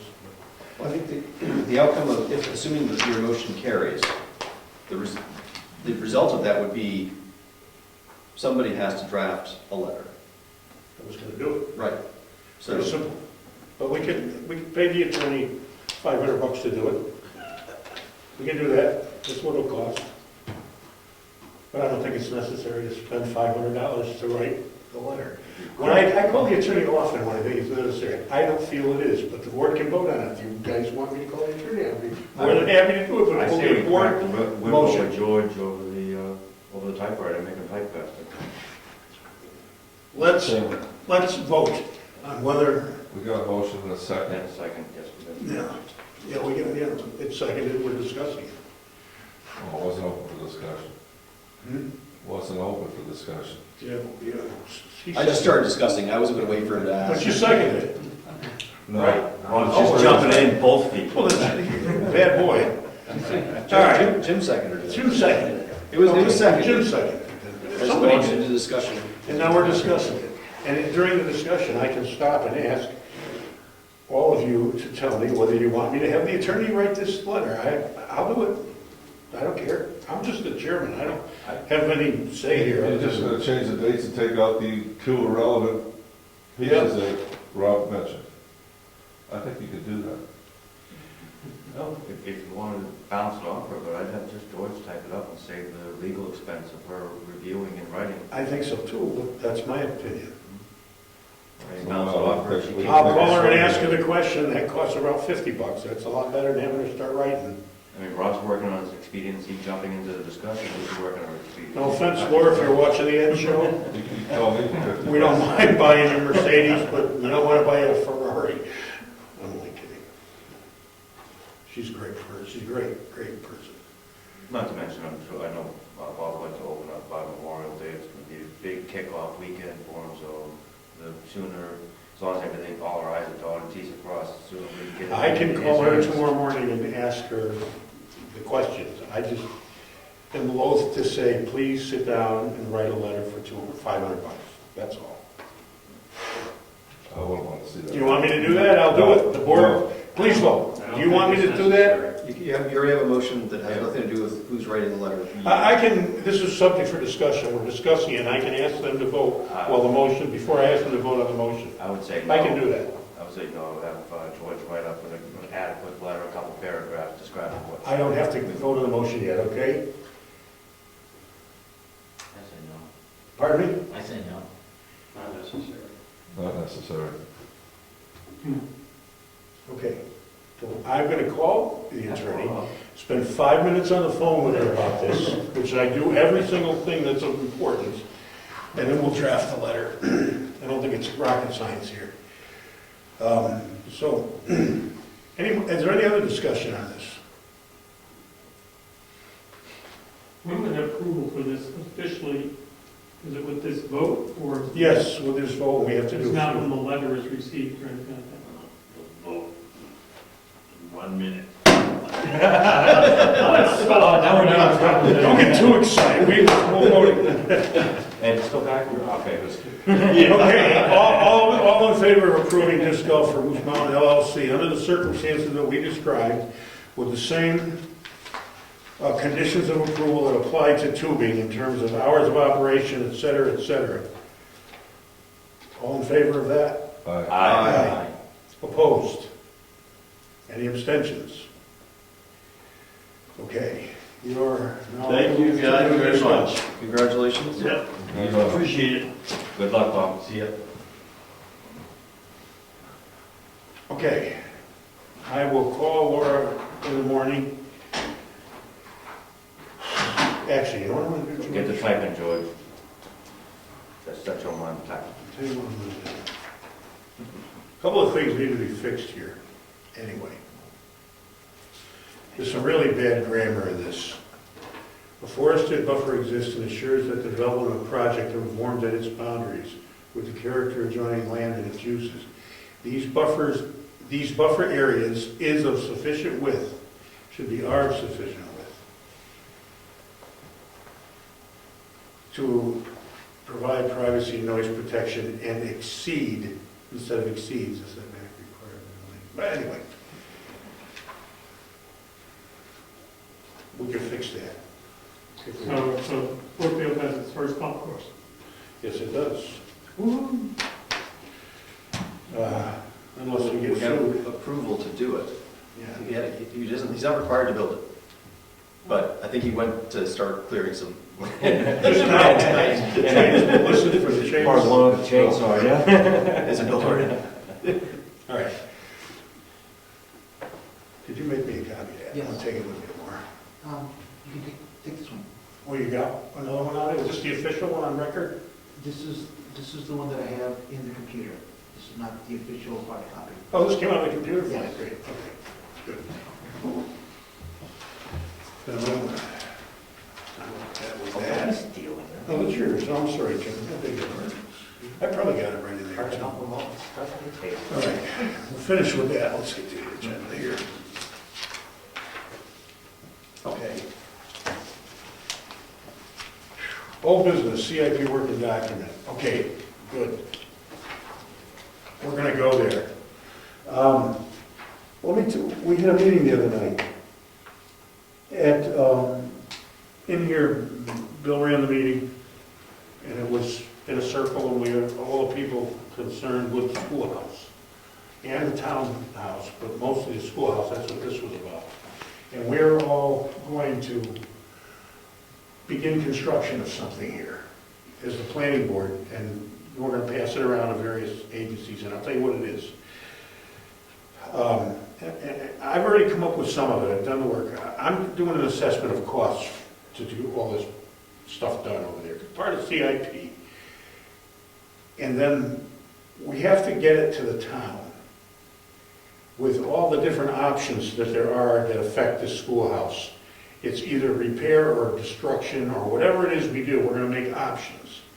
I'll explain what the people that were all here on these various committees and association wanted to do as options. Steve was there, Bill ran it, I was there, and Ed was there because he was filming it. At any rate, it's my opinion, and I've been maintaining this for a long time, that the only way we're going to get the townspeople's opinion, and of the majority of them, on what the heck to do with that building over there, is to ask them directly, and I mean through a mailing, with a self-addressed envelope back to the town. We can say anything we want in it, but the idea would be to list the options, and I'm going to describe them in a minute. And some kind of explanation as to how this affects them via property taxes. In other words, we have to spend money to do something with that building. We just can't leave it like that for the rest of time. It either has to be made structurally sound or gotten rid of, and the townspeople need to make the choice based on the cost. I'm putting that together right now. There's not a lot that needed, I mean, you and I were under there. Well, yeah, but there's other things too. There's lots. There's a bunch of stuff. I mean, there's a bunch of stuff. We were under there, we saw what needs to be done, but we're gonna put a price tag on it. But we gotta send a thing to the townspeople, and here's the options. If I get them wrong, it's because I don't have my paper with me, but that's okay. We're gonna build this document as the planning board, then hand it to the Heritage Commission and everybody else, and let them add or subtract, but the options are gonna be attached to numbers that these options are worth, and I'm gonna get that figured out. And I'm doing it, I'm taking responsibility for that, because I do that, that's what I do. And I'm good at it, yeah. Will we mail out these options and have a special election or something? No, just self-address that. Here's the 6, maybe 8 options. And some of them will work with each other. For instance, let's say one of the options is demolition, because the price of rehabbing the thing is great. So, and there's another option of putting up another building right on the old foundation after repairing the foundation. That's another option. But there's portions to these options. The floor structure is one item to make the floor stable. The roof has to have some extra trusses built in it. There's just a bunch of different things that have to be done to that building. It's got to be, the interior's got to be gutted. But there's more than one way to do that. Point being, we could, I'll give it to you in a minute, but I'm gonna list all the different options and what those options will cost to do. So the townspeople have a square they can check, so to speak. Here's the option described. The option would be demolish the building, replace with a new structure, X number of dollars. Rehabilitate the old building, X number of dollars. And in that group will be what it costs to fix the floor, what it costs to fix the roof, what it costs, as individual items, just so they can see why things are the way they are. In other words, the way I'm breaking it down, it's all on an Excel spreadsheet. No matter what we do, we have to insulate the building, whether we put up a new building or an old building. So that's not really part of the equation as a comparison. The comparison is between keep the old, build the new. What are the costs between the two of them? So the townspeople have to pick and choose these things. And I think the only way we're going to get a response from anybody, a lot of people want a charrette. And they're nice because 15, 20 people come, have coffee, cake, wine, maybe cheese, I don't know. And they get 15 opinions of what's to be done with the town hall, and that's not enough. We got to get more people. So this questionnaire, if it goes out and your taxes are involved here, folks, all you do is make a check, put it back in the mail. The town gets its hands on the information, then they can make a decision. Because the selectmen have discretionary money that they can spend to fix some of these problems if the town wants to fix the building that exists. If they want to build a new one, maybe there's not enough money till town meeting appropriation, so then they will wait till that. But the point is the information will come in. Okay, questions? Okay, I'm waiting. I think it's great, and I thank you for putting together a comprehensive list. We have 3 options or 50, and the cost of these, the details on the cost of these options, and how it affects the town people's tax dollars.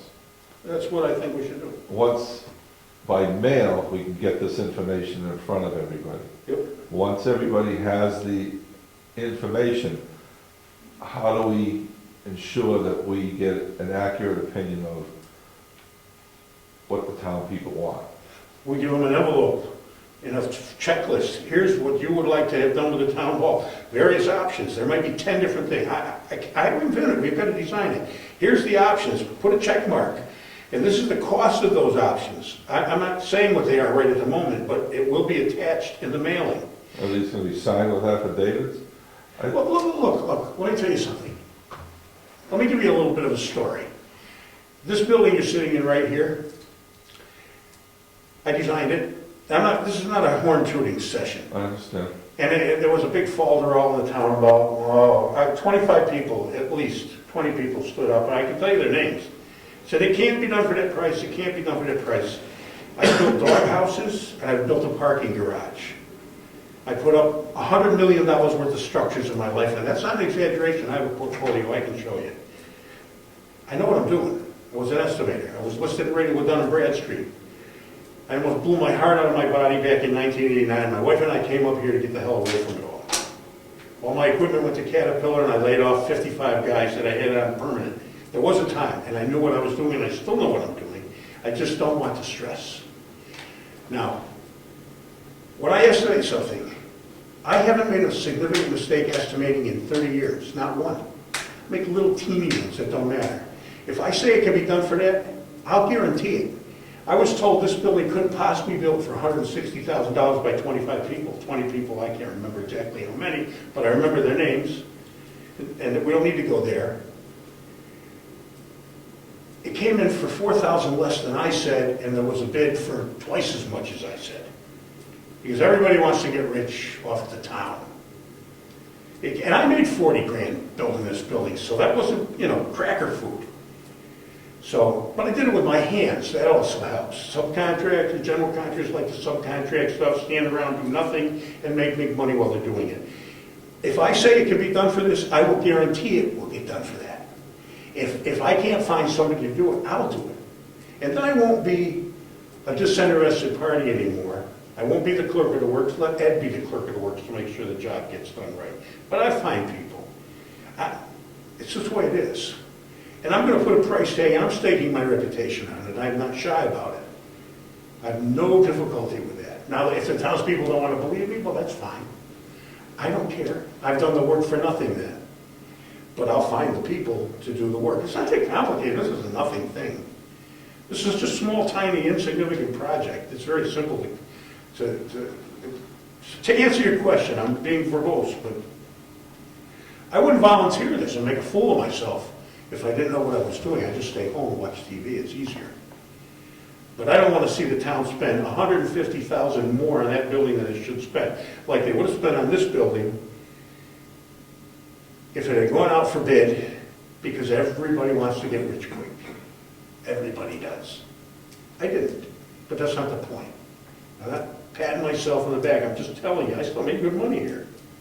Bob, Chris Pinkham, and a bunch of other guys asked Bob Leonard. I didn't think I was able to figure this out. I ran a big company. Asked Bob Leonard to ask me for a job so he could keep his eye on me and make sure I wasn't screwing the town with inadequate construction. And, well, maybe the guy's really an imbecile. I haven't built anything here before. So they asked Bob Leonard, he's dead now. He was a selectman, he owned a construction company. To get a job with me, he did, and I knew why they were asking him. I asked him to get a job with me, to keep an eye on me. I wouldn't be here doing this if I couldn't function on this level I'm saying exactly. And the only reason I'm doing this is keep my taxes down, believe me. It's not some benevolence to Brookfield at my expense. I'm going to keep my taxes low and solve the problem that I don't think is ever going to get solved unless somebody does this particular function. That's all. Okay, I'm sorry to be so crazy. Wait, my question wasn't answered yet. Yes, it was. You said No, it. it wasn't. I thought you asked me. How do I know? First, I don't question your ability. I'm one of your biggest advocates. I do estimates every day myself, Okay. and I'm just as accurate as you are. Okay. That's not the question. The So- question is, once we get all this good information that you volunteered to put together out to the townspeople, how do we ensure ourselves that we are going to get an accurate opinion from the town as to what to do with this schoolhouse? I explained that, and then he had another question, which I thought Well, was you answered. said just let our mail out, let them fill out the form and send it in. Anybody can send as many of them as they want. Gary, let me answer that. Yeah. What I was going to suggest, and I was going to do it in the form of a question asking you, is what percentage of the population of this town do we go by their opinion? Is it 10% of the people, of the residents, voting residents? Their 10% is going to justify what we do? Do we need 20%? Do we need 50%? This is what I think he's looking for. We send out 100% of the letters. We get back 20% of them. Is that adequate information coming back to us to make a decision? 20% of the population? Why are you sitting on a planning board, Steve? I bet you I can tell you. My opinion is that self-government being what it is, if you don't do it, you don't have it. Right. If people don't want to send the questionnaire back in, then they really kind of get what they deserve. And the 20% that does, I'm just trying to reach more than the 15 people that come to Surette's, because it's just 15 people. Well, see, what happens is 20% will send in the application filled out. The other 80%, those are the ones who are going to complain. Let them complain. The selectmen have discretionary money. If 20% of the people said, we want to fix the old building, and that's the majority, and I'm not talking about by one, a margin of one, but let's say a significant margin. If it's a margin of one, then, well, I'll let them hash that out. They're going to either fix the floor and make the building stable, it's not safe, or decide that they're going to have to tear it down and build a new building now. They don't have discretionary funds for that. That goes to town meeting next year. The building probably gets left alone for now, and it sits until town meeting, and then the people get to come and vote either on the ballot or at the meeting. I don't give a hoot.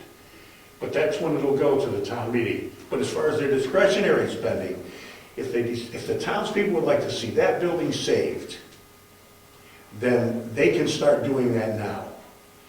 And that's really the only thing that they can do. The rest of it, they would have to wait for town meeting. We can theoretically, it's a hazard to have it taken down. Would we? That's a whole different, another issue. Also, we're going at this as 3 separate committees working together. It's not just the planning, it's not just the selectmen. It's three groups going together, and it's my intention that the returns become the property of the three groups as a committee. And that those three, which are public meetings, they will be the ones when they come in to open them, not as they come in, but when they're all received. Because I want to avoid people starting to go through them before they come in. So if we held on to such and such a date, at which time at the meeting, the three groups, we will chart, put the information down. So it will not be the selectmen overseeing it, it won't be you, it won't be the, let's say, the Historical Society, getting mad, the Heritage Commission. I misunderstood you, I guess, I'm So sorry. we're all going to work on it as a group, and the letter that goes out will be from three sign. I'll sign it for the selectmen, you'll sign it, and we'll get the Heritage Commission to sign it. So the letter will be from the three groups. And there will be parts that go out to bid. So organizationally, I'm not sure, you sort of, what I heard you, my interpretation of what you said was the planning board was like leading the charge on this. And I'm not sure exactly where in our charter that would be. Is that under CIP? You're saying? Yes. I don't consider it a planning board situation. Personally, I don't see it. It's not being- strictly planning board. Because it seems to me like that's kind of a stretch, right? Normally CIP is, Maintain roads and buildings. All right, let me explain why. let me just finish the sentence, and then you can go off again. So the reason I'm questioning is because we're really talking about doing a survey of the town. You're really trying to figure out what the end goal is, what it is we want, as opposed to we know what we want, how we're going to get there in the most, what do we need to do in terms of capital to get to where we want to be? We're not even to the point where we know what we want, and I'm not sure that we're particularly equipped to deal with this. I would say the Heritage Commission, or maybe what you're suggesting, Bill, is that there's a new committee, what to do with the schoolhouse committee, that the selectmen are gonna create the. It's already in place. We've had 2 meetings. We're not going to stretch this out. The three committees are meeting. We've had 2 meetings. We're going to have another one coming up. I'm sorry, what are the 3 committees that you've mentioned? Planning board, Okay, so selectmen, and the Heritage Commission. okay, so they're not committees, they're those boards and commissions. And we've executed. Ed, shoot. The important part of the questionnaire is the first part, the first heading, because the taxpayer is going to get this piece of paper, this questionnaire, and they're going to say, oh, what's going on here? They're going to say, I have all these options. We have to have something on the front part of it that gives a detailed explanation of what's wrong with it. There are some people in town that didn't even know the building was there. Well, we have a report. No, We're but going to use the report. Okay, so we're going to use the report, or how we're... Here's the thing. I don't think there is a soul in this town, but myself, and I'm sorry to say that is not just willing, but able to put this together. And I'm serious when I say that. I'm not braggadocious about it, I'm just stating a fact. And when I say put it together, I'm talking about quantify all these options. I know, but the taxpayer's not going to... The taxpayer wants those options. Well, that's but what they need we have to know- build this. I know, but they need to know just specifically what's wrong with it. I just want to make sure we're going to get... Of course we're gonna do that. Questionnaire. Okay, well, that's... It's not going to be just, do you want to fix the town hall floor, yes or no? There will be a statement as to what's wrong with it. Okay. And it was supplied by Salmon Falls Architecture. The corrective action that will be taken will be briefly outlined.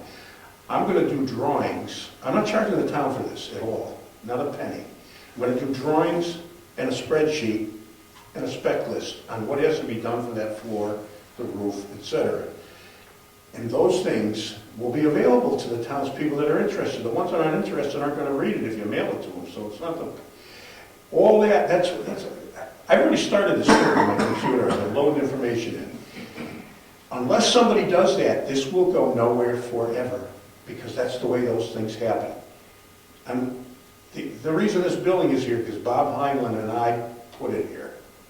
And he's dead now. He was a selectman and running the show at the time. And I shouldn't say it that way, because Bill and Bob Russo, and there were a couple other guys that were selectmen.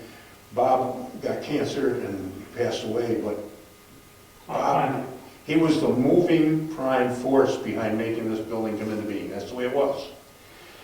And somebody's got to do that. And if they don't, it just goes back and forth. And a lot of people, people are talking about these things. whether or not they should have a handicap bathroom, what side it should be on. You can talk about that for 25 years and never build a Well, damn thing. Gary, we are not, because I'm going to call for the meeting, we're going to address this issue. Because the last thing we wanted to do was start everybody bantering around, this and that. We've got to make my commitment is that we're going to make a decision, and based on what that decision is, we're going forward. And that's my goal. It may not happen, but that's our goal. And that's why I've been pushing to move this along. I do not want to wait another year unless people say, we don't want to touch it.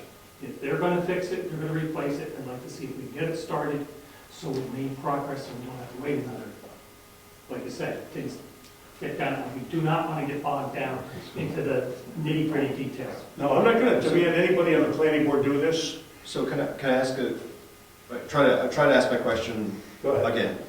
So does it make sense for this to be on the planning board agenda tonight or ever again? Or is it in the purview of this group of 3 committee that happens to have a couple of planning board members on it? I don't think the group of committee, Because the planning board, as far as I know, was not invited to that meeting. It was not a planning board meeting. We were. They were notified of them. It was listed as a planning board. All 3 things were listed as a meeting for all 3 groups. We were here. Okay. I didn't, as far as I know, I did not receive. town I didn't website. send it to you, I said we Okay. put it out. Town website. Okay. So if we're gonna have a special meeting, the planning board would be awesome if, like, it was either announced at a meeting or notified. Okay. Well, it came into being. So was George there taking minutes? It wasn't an official plan. It wasn't a planning board meeting. Well, what was it?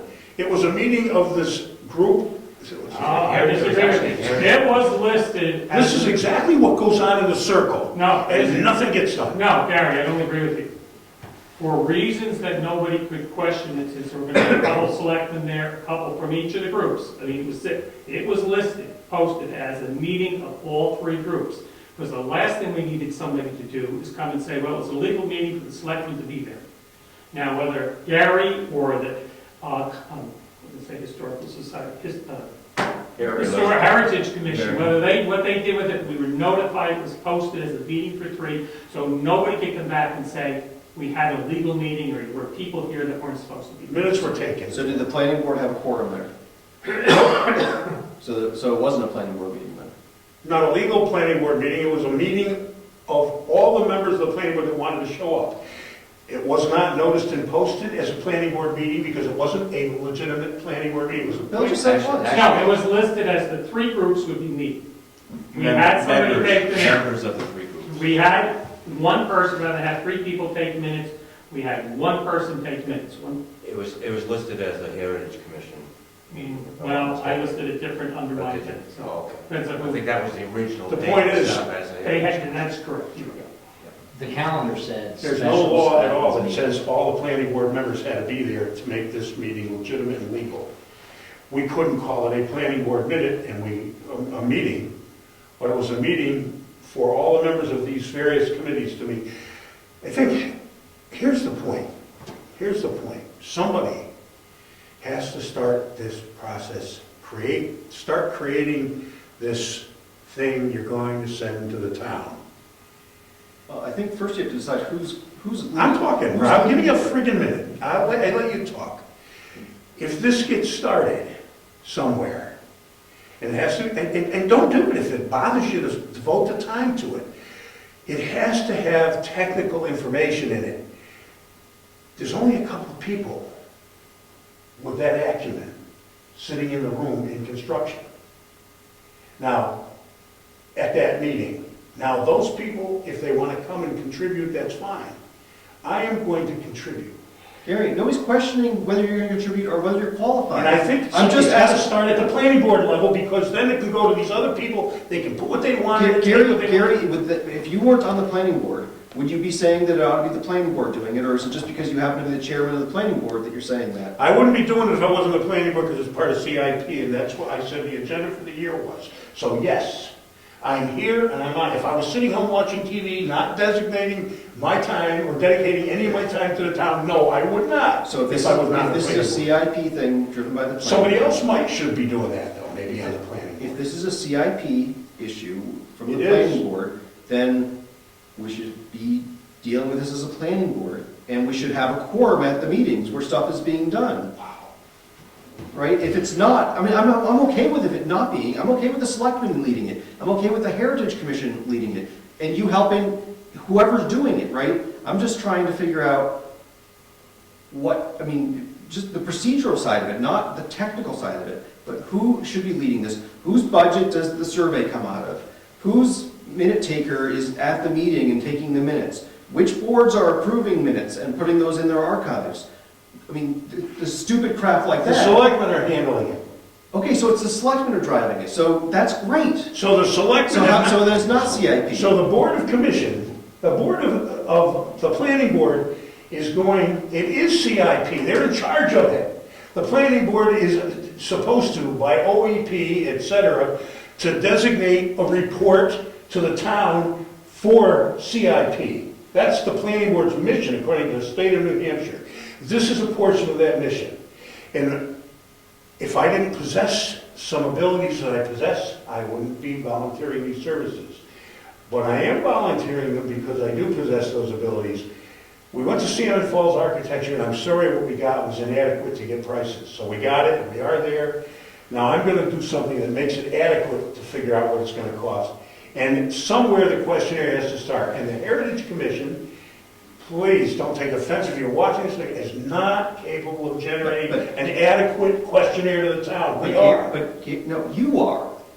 You can work with the Heritage Commission. Just No, as easily as you no, can no, work there's with other the planning people board. here, and I'm asking if they're willing to, I'm the chairman, if I make it a planning board issue, I darn well can do that. And if you don't want to be partaking in it, don't come to the meetings. I can run the damn planning board the way I want to run it. Yes, you can. And it's not Robert's Rules of Order, it's Ciccarone's Rules of Order. That just happens to be the way it is. That's right, that's the law. Yeah, so why am I getting a big argument out of this? Because you don't want it that way. No, I do. Be chairman next wait, time and you no. can have it your way. I'm not saying I don't want it, Gary. I'm just saying I want clarification. The clarification is, this is what I feel the planning board should help generate and then pass it off to these other guys. And if we are willing to dedicate some time to that, with the brains that are here, I don't want to do it all by myself. You've got a very good mind. So Gary, that's great. Let's the planning board do it. Next time that we meet on this, let's make sure we have a quorum of the planning board there. Let's make sure that we actually, that the planning board members, maybe I'm the only one who didn't know that the meeting was supposed to be the planning board. Steve was there, Ed was there, I was there, Jim was at one. It was at, yeah, well, it wasn't at the last one. But, There was a quorum, one time. The second time wasn't. so there's been two meetings that I didn't know about that were supposed to be planning board meetings. 3 or 4. No, actually, the first one, was They weren't listed as selectmen's meeting. planning board meetings, they were listed as special selectmen's meetings. So how the hell were they planning, I mean, okay, so I just want, I'm looking for clarity. I'm not arguing against what you're saying we should do. I'm just saying that if it's gonna be the planning board, you have to make it clear that they are planning board meetings. They have to be posted as planning board meetings. We have to have planning board minutes. We should have a quorum of the planning board there, or we shouldn't have the meeting. No. That's not exactly true, Rob. I'm gonna run this by Laura tomorrow. If the meeting is called by the selectmen, and members of the planning board are there, and they all contribute, and the meeting is noticed, and and minutes are taken, you don't need to drag George in there and call this. Gary, you just said that you wanted the planning board to do this, not the selectmen. No, I want the planning board to help create the checklist, and we will have them at regular meetings with a quorum. And then it will go to those other meetings, and they're noticed, and they're minuted, and there's no problem. We don't have to have George there as well, because we happen to have a quorum of planning board members. That's not how it operates. It only operates if you want to make it operate that. We don't need to. If every member here comes to those meetings, there's a quorum. The planning board has to have a notice up there. Is there a planning board meeting? No. There's a notice up the select. If it's CIP and it's planning board business, then yes, you No, absolutely have to. here's the answer to this, is that officially you guys assigned 3 people to it, the selectmen will building to 3, and the Heritage Commission put their 3, and that is the committee that meets. That's the way around it. If I can, Bill, the chapter, or the compiling of the information is done under CIP and is done and presented to the Board of Selectmen We're not at doing their that. request. But that's how the CIP is supposed to work as far as the part working into it. A couple things, I would like to address a couple things to get off, not to get off the discussion of what we're currently having. But, Sure. to answer Steve and I think Rick's questions about the percentage of people reacting. Now, I've worked for municipalities for many years now, and one undeniable fact is those who do not participate are always going to be the first to complain. Never fails, happens every time. I've seen it hundreds of times. The one fact of the matter, an undeniable fact, is something has got to be done.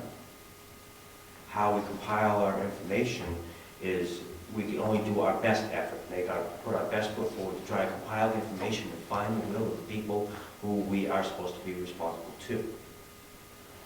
That a flyer, maybe have a couple of open meetings after that to try to draw in as much information as at all possible, and then we can only make the best decision that is humanly possible.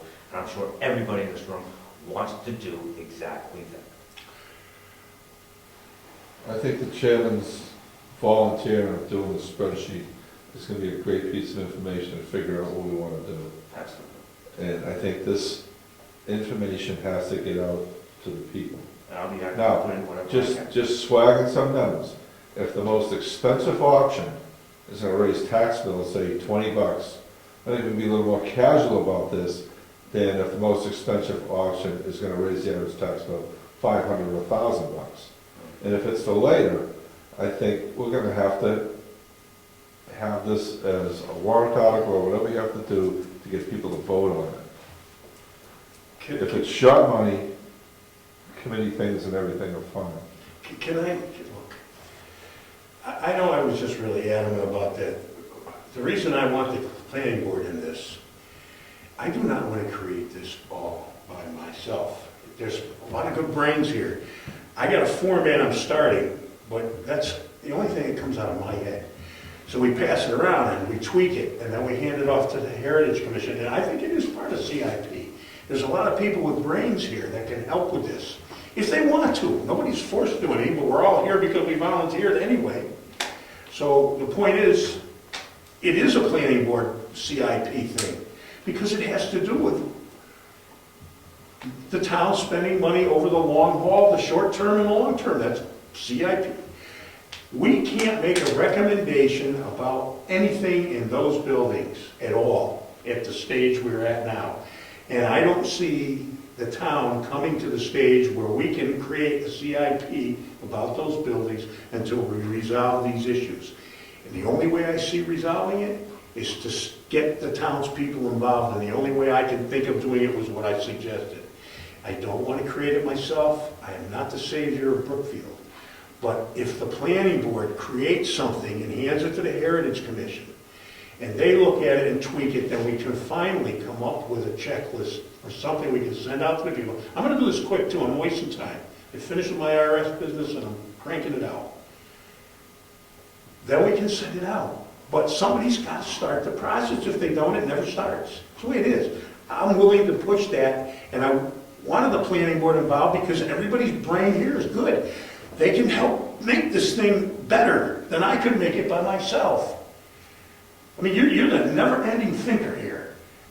It's perfect. You bring up all the stuff that I miss, take a look at it, and say, I mean, all your ideas tonight were great about getting out to, I don't know, take my hat off to that. So if you're willing, I'm going to put this here, this is what I've come up with. You'll say, well, did you think about this? And I'll say, no, probably not. And maybe we'll put it in. Then it goes off to the Heritage Commission. And they're going to tweak it, whatever way they're going to tweak it. We'll all be on the same page, send it out to the townspeople, but we have nothing at all to work with now except talk. And talk will get us nowhere. And Salmon Falls, which is useless. Huh? We got Salmon Falls to work with, which is useless. Well, We got to their nothing. credit, they did some good stuff in that report. I mean, nothing they did was wrong. It's not really adequate to get prices with that. We can't get prices with that. No, you can't. We need to know numbers. You're gonna get thrown under the bus money-wise with that. We can't make recommendations, and we can't ask people what they want to do if we don't know how much it's going to cost. Well, that's the other thing. If you have no idea what it should cost, people can tell you anything they want. What are you gonna do? We could do the town a This great whole disservice. thing got started with the flood issue over there, and the damage to the floor and all that. That's what started this all up, that made it necessary for action to be taken.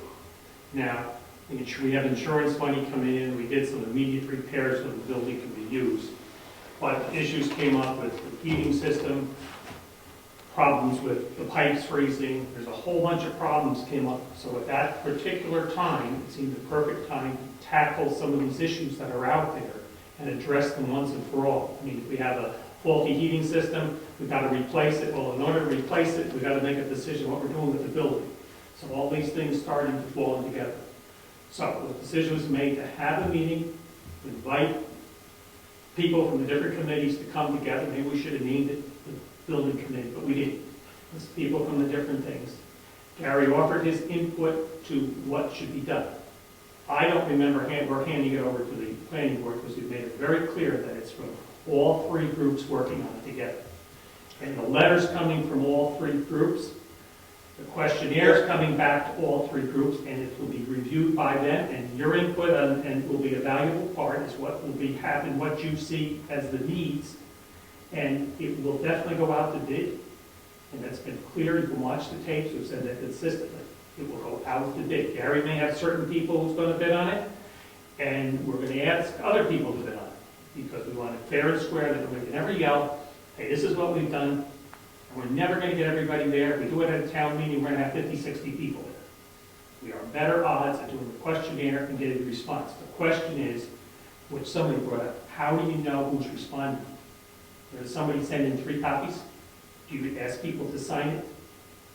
That's a question I have for you. I don't know how to go with that, because if I mail 3 of them, you go take your neighbors and you start filling everybody's out, or say it's for this one or that one, how will we know? Are they numbered, or are they... Anybody have a suggestion? That was my question. I don't know. I don't Well, know. look at it this way. That's the next one. You're gonna send 1 to each family, One to each property. property owner. Or 2 to each property owner, or 2 voters in a house. Well, I mean, I gotta draw, there could be 3 before it gets too complicated. do you think people are gonna really do that? I don't know, I suppose they could. Would you send it to the property owners or to the registered voters? I was thinking with property, everybody pays taxes.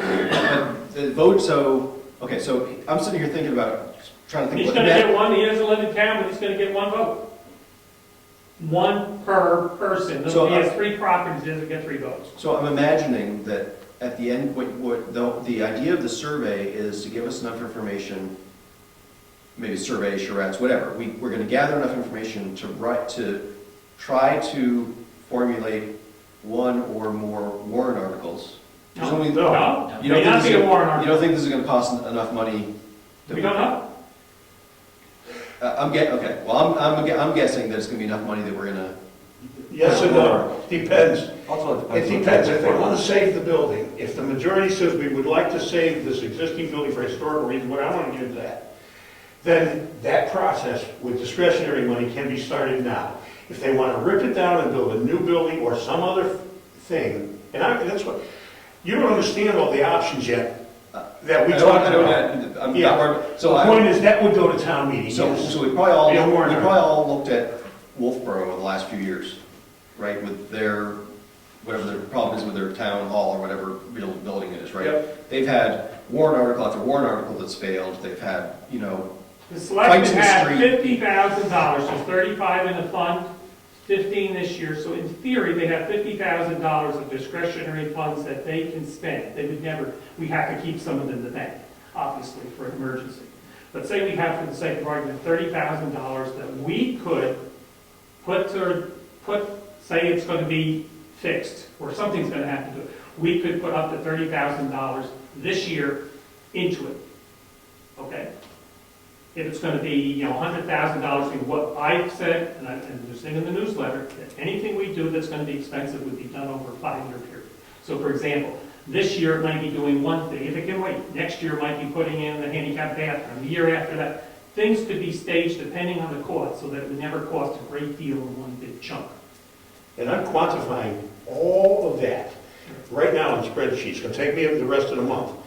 We got that, Gary. Now, We trust you to do that. Now, the thing over here is, well, we built this building, it went before the town, and the town voted almost unanimously to build it.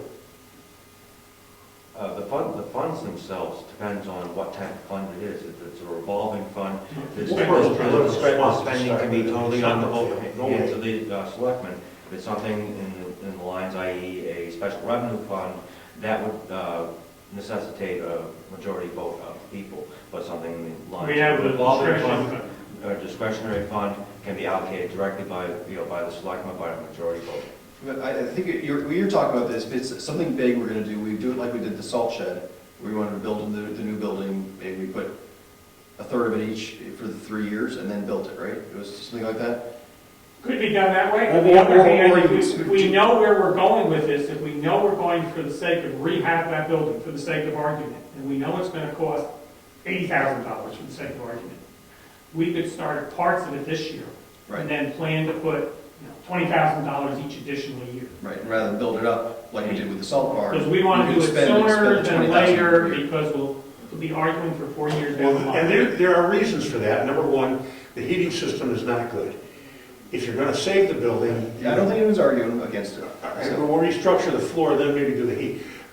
My whole point with this is, somebody has to build this list, and it's gotta be technical and simple at the same time. In other words, option A is this, and these are the technical aspects of option A, and that's why it's gonna cost this. Then there's option B. Somebody's gotta assemble that, and I guarantee you the Heritage Commission is not capable of assembling You're gonna do that part of it. Well, they can if you help them. Well, No, I'm not gonna sit and fight with them over this stuff. no, just get it together. I'm putting it together, that's right, I'm gonna put it together. It sounds like Bill is leading, and the selectmen I'm are, leading this to be a cooperative effort without any infighting between the groups. So far, we've done pretty good. Yep. And that's my goal is to see it cooperatively to 3 groups, so we don't get any infighting. That this is something that we can bring to the town via the mailing, get the input from the town, and if it's all tied and everything else, I don't know what we'll do. But if we have a consensus of what to do, we'll start on it right away. Because at town meeting, we'll only have 50. If we're gonna do this and that, we have been given the authority to do it. We know we have a situation that needs to be fixed. We can just go ahead and do it, but we'd like to get the input from the townspeople to say, all right, we've had your input, based on that, we're gonna go ahead and do this. so in your mind, what would you like the planning board as a whole, at our regular meeting or whatever special meeting we have to call to do your bidding, what would you want us to be doing to help that effort? Gary has contributed his part to say that he will do out the financial part of what they're gonna be. The input from the planning board, or remember, a couple people in favor. We don't wanna get so crazy that we're gonna fight.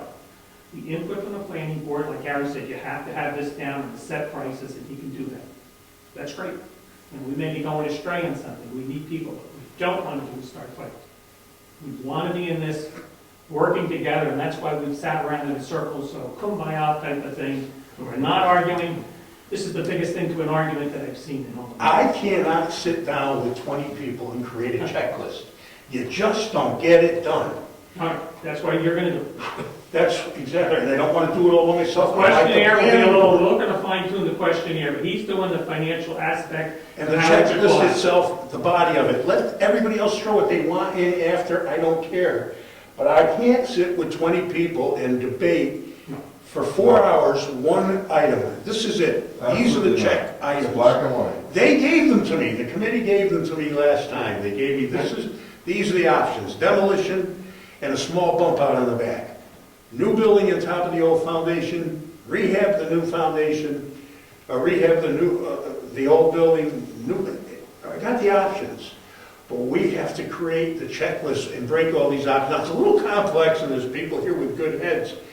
I thought if the planning board started this process and then handed it over to the Heritage Commission to tweak and the selectmen, then let the 22 people argue out the other things they want out on it. I think that's where I'm coming from here. And it's CIP. It's the capital improvements program. Who else is supposed to be doing that? Next step is to get the prices on the options, and then we'll start talking. I'm working on it. And then we'll start talking. I got quotes coming in all over the place. They're all We're spinning our wheels to figure out how much these options cost. That's correct, and that's why his input, his numbers are very important. And we're working on it together, and the things will be reviewed together, so we can never say that the Heritage Commission wanted this, and this is how they, you know, they Right on. work from the survey, or this or that. So it's fair and square, all three groups have to see what's happening, they count them, they chart it, because we want all three to have ownership, as much as we can. What's the date for that next meeting? So we can June announce it. 8th. I think it's something like that, so I'll look. So what, Questionnaire, wasn't it a Wednesday or is it Wednesday? I gotta have it done by then, or most of it anyway. It was a Wednesday. You should have it, I think you have it in your. Yeah, this other Permission. I typed in on my computer. questionnaire will probably go out in July. I tell you, I'll be happy to sing Come by, but I don't have a lot of faith in Gary's singing voice. He ain't got one, believe me. That's right, I think I it's, sing in the shower with water free. You're right, though, everybody working together is the only way to go about it. I had it as the 18th, because we're problems going the weeks before. That's right. 18th, June 18th. And the questionnaire, hopefully we got everything settled by that time, the questionnaire going out sometime in July. Was it 16th, 6:30? 18th. Yeah, 6:30 though, I think it was it's 7. 7. 7. And what we will not do is we will not go back to square one and start arguing over, I don't mean people can't get their input, what we don't want to get bogged down is what color tile is going to be and all that stuff. Oh, that's right. Because we'll never get anywhere. So we can argue that out later on. I mean, this is not an extra to me. The planning board has CIP as its year's work, and this is a part of CIP.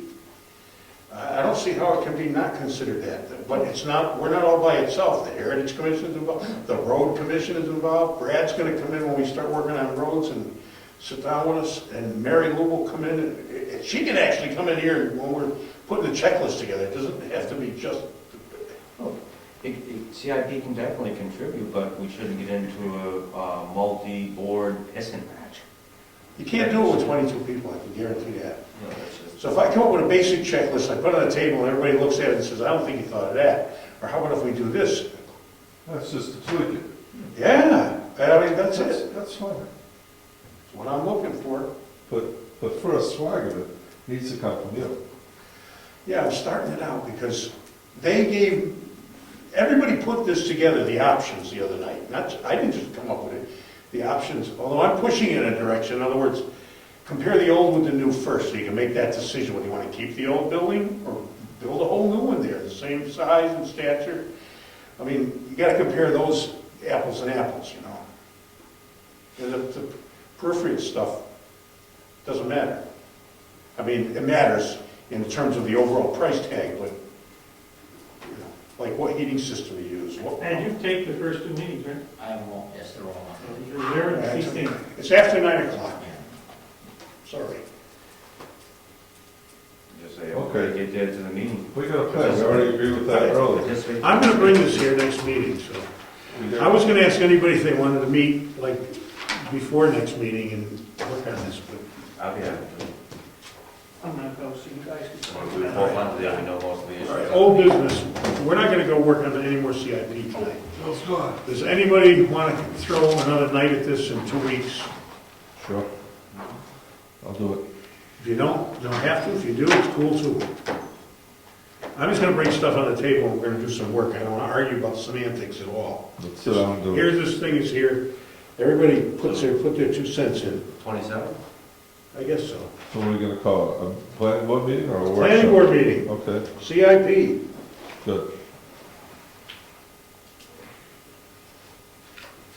Well, that way we can figure out who's going to bring the beer. On town property. I don't know that you can you? We could, What was that date? we could change that.